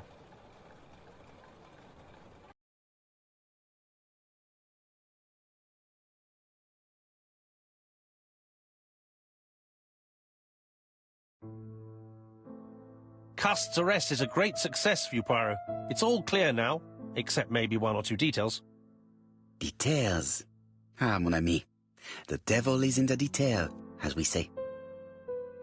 Excuse me? Patience, Hastings. Everything will be clear once our guests arrive. Best be prepared. Slip a revolver into your pocket before they do. A revolver? But Poirot, what are you afraid of? Trust me. It is important you carry a weapon for this meeting. I will lend you mine. What about telling me what you have in mind? Surtout pas. You wouldn't be able to play your role. Wait 1 moment, I will bring you my weapon.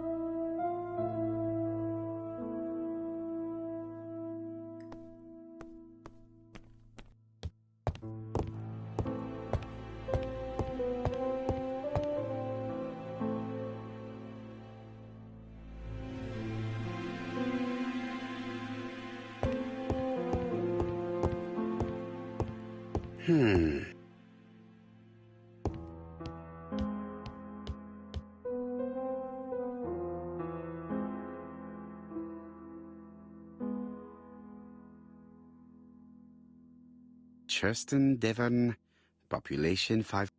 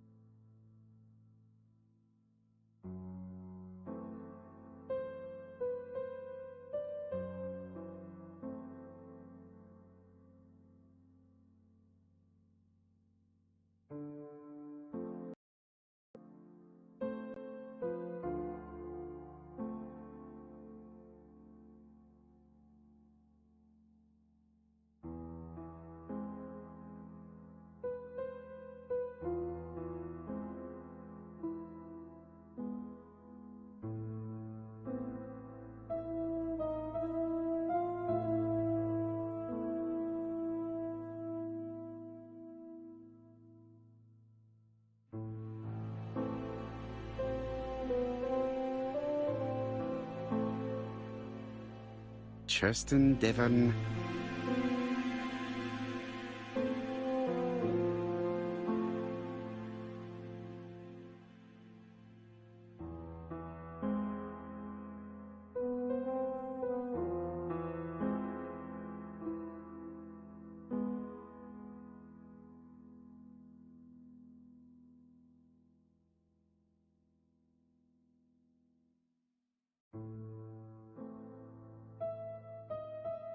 Hastings' photo album. He is very proud of his bag.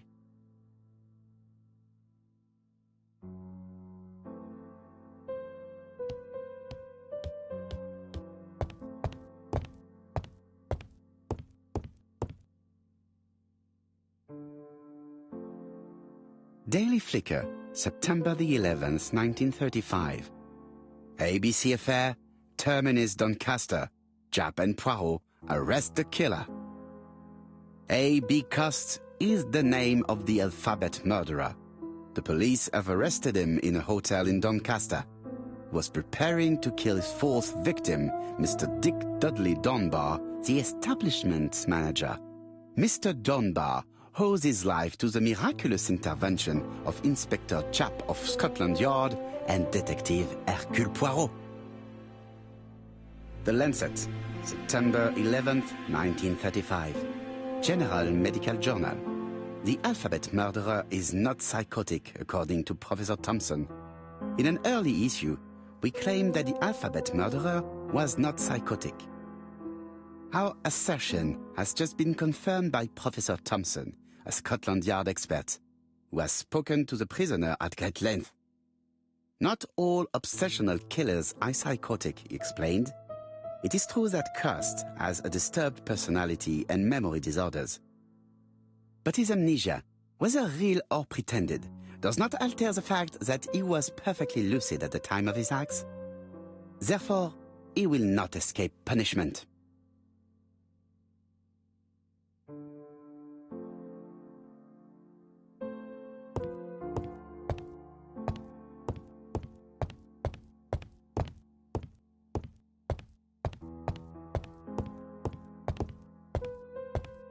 The white ammunition are blank cartridges.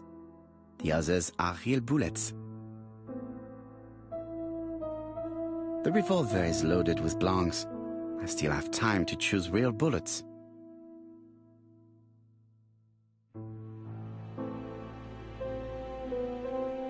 The revolver is loaded with blanks. I still have time to choose real bullets.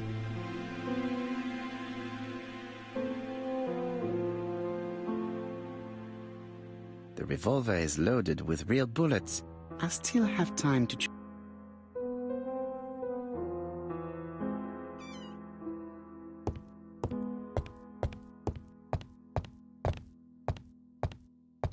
What about telling me what you have in mind? Surtout pas. You wouldn't be able to play your role. Wait one moment, I will bring you my weapon.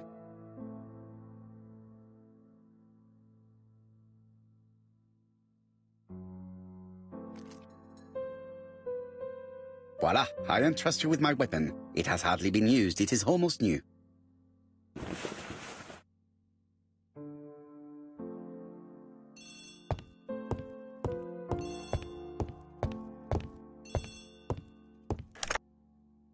Chief Inspector, is that you?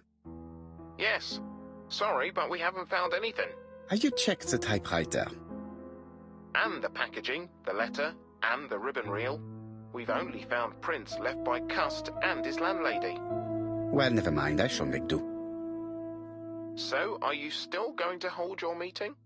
Of course, Chief Inspector. I can hear my guest coming up the stairs. Why have you brought us here, Mr. Poirot? Since Cust's arrest, I thought it was all done and dusted. Miss Gray formally identified him, as well as Miss Barnard. Yes, and the stockings he saw drove the same brand as the ones found at my aunt's.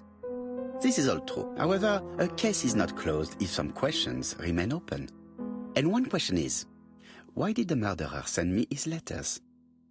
Why did he challenge me, Hercule Poirot? Perhaps he wanted to play with you, to taunt you. Xenophobia? Maybe he didn't like you because you're foreign.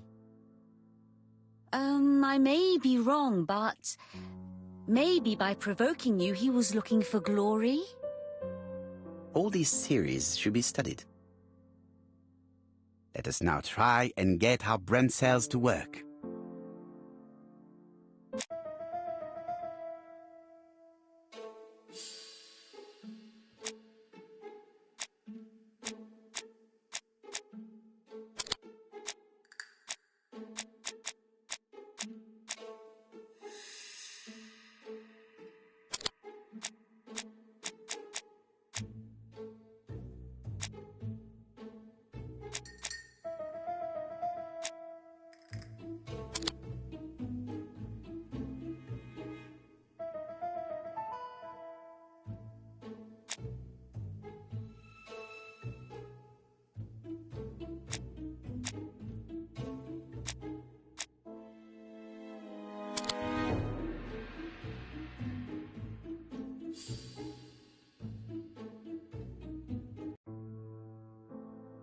Is everything clear now? You might like to explain your reasoning again. Of course. First of all, remember that the murderer made it a rule to always post his letter before the murder. He never digressed from that rule. However, in Churton, he encountered a problem. The village has only 500 inhabitants. With advance warning, it would be easy to arrest him. Therefore, the murderer delayed his letters deliberately with the wrong address. The plan wouldn't have worked if he'd sent it to Scotland Yard or the papers because everybody knows their addresses. The mistake would have been corrected and the letter would have been on time. That is why the murderer chose me as the recipient. Because for his plan to succeed, it was necessary for at least one of the letters to have a wrong address and get lost. It was very cunning. Absolument. It is a very subtle plan. It matches the profile we have drawn up of him perfectly. That of an intelligent, daring and calculating murderer. But that's not how you describe Cust. You are quite right, mademoiselle. Like you, I find it hard to believe that this dull character is the clever murderer we are looking for. Do madmen... I mean, if he's mad, he might have two very different sides. No doubt. But the murderer is not mad. All the specialists agree that he does not have the profile of the psychopath. But if Cust is not guilty, how do you explain his presence at the scene of the crimes? Mr. Clark, the answer to your question is in the medical records of your brother's patients. Documents which Cust most certainly did not have access to. Let us now try and get our brain cells to work.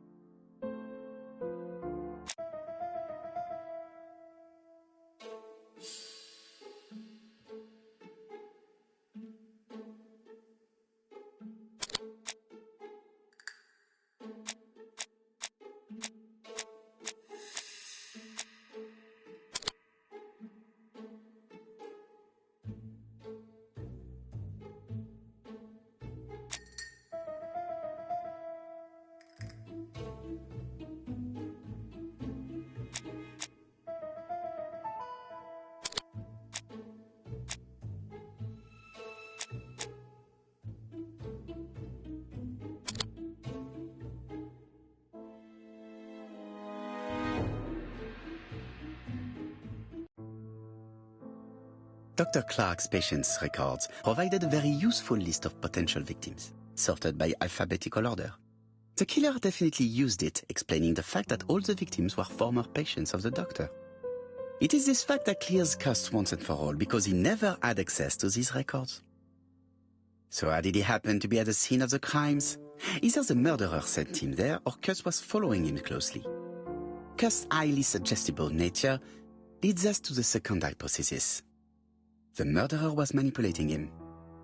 He systematically sent Cust to the towns where he was going to strike, so that the suspicion would land on the poor man's shoulder. That's evil. What sort of killer could have such a plan? And what would he gain from three completely different murders? Indeed, it seems unlikely that the same murderer committed all the crimes. What should we take from that?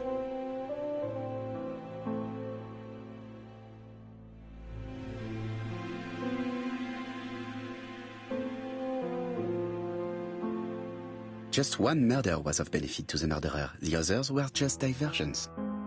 On reflection, there is only one conclusion. The murderer killed once out of interest and twice to divert our attention. This reasoning points at two potential culprits. Franklin Clark. Donald Fraser? Yes, mademoiselle. That's good thinking. Mr. Fraser may have killed Betty out of jealousy. Mr. Clark may have killed his brother in order to inherit his large fortune. Both have a motive. But Donald did not have access to Dr. Clark's records. Please allow me to disagree with you, mademoiselle.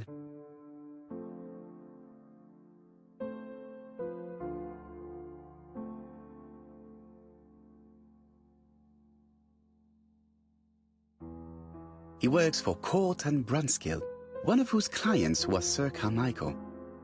It doesn't prove that I went to Comeside. You could have done it, and you may have used the opportunity to take a look at Sir Carmichael's records. You think I'm guilty?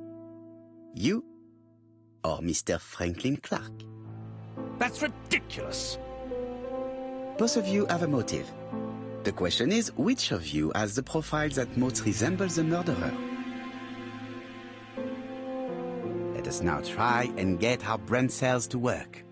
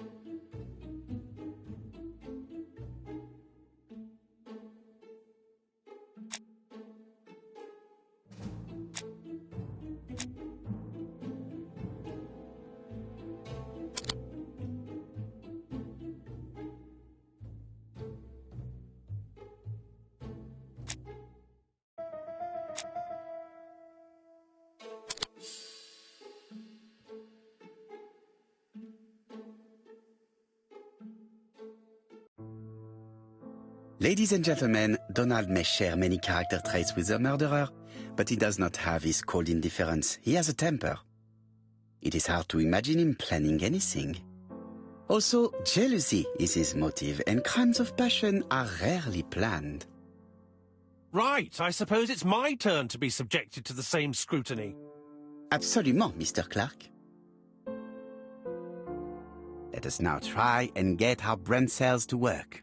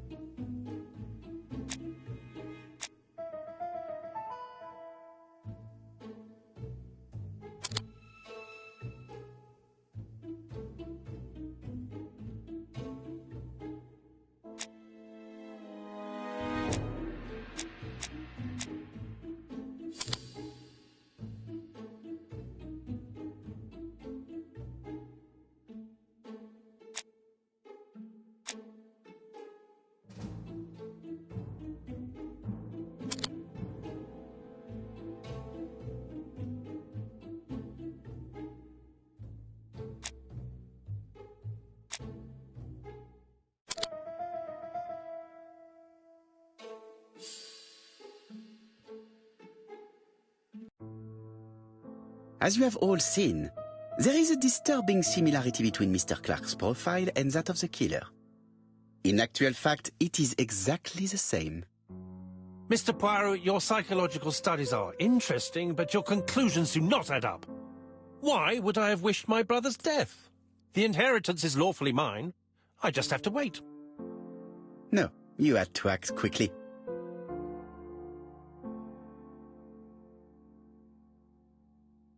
Because of Miss Grey. Mademoiselle, although you haven't been telling the truth, there is no doubt in my mind that you would have found a way to marry Sir Carmichael after Lady Clark's death.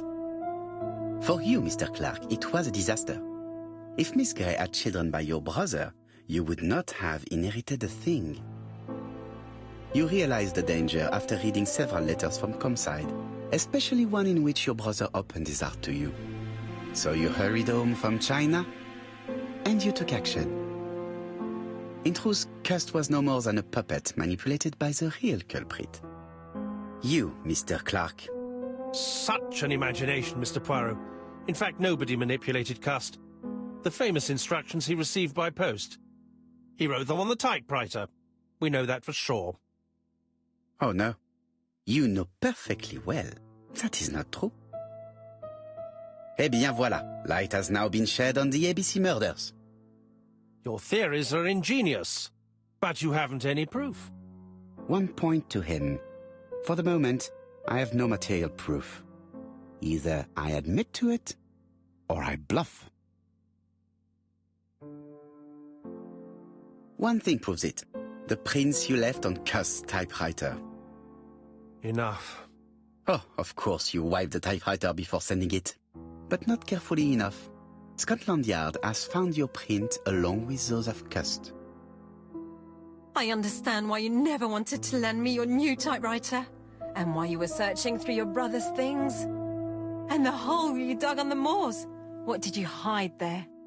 The knife you used to kill your brother? Game, set, match. You win, Mr. Poirot. But it was worth trying.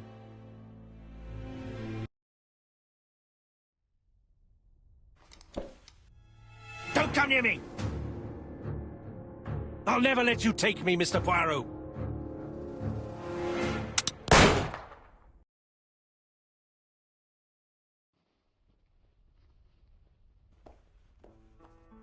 Took the law into his own hands.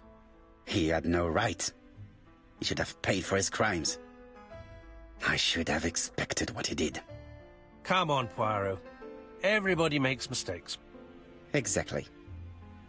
Hastings, if one day I sound pretentious, please whisper these 3 letters in my ear. ABC. They shall remind me that we all have our limits, even me.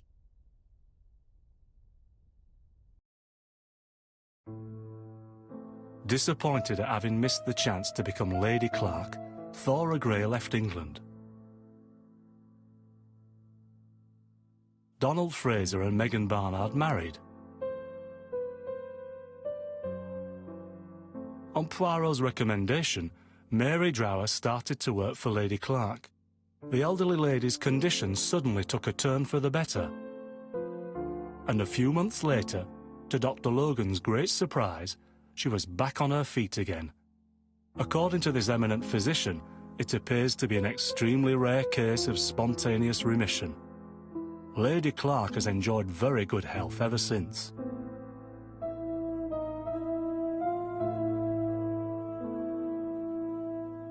Journal of an Innocent. The incredible story of ABC. As for A.B. Cust, after being advised by Poirot, he made a great deal of money by selling his story to the press. And as for me, and with business booming, the Black Swan has become the #1 tourist attraction in the whole of Yorkshire, even more popular than York Minster.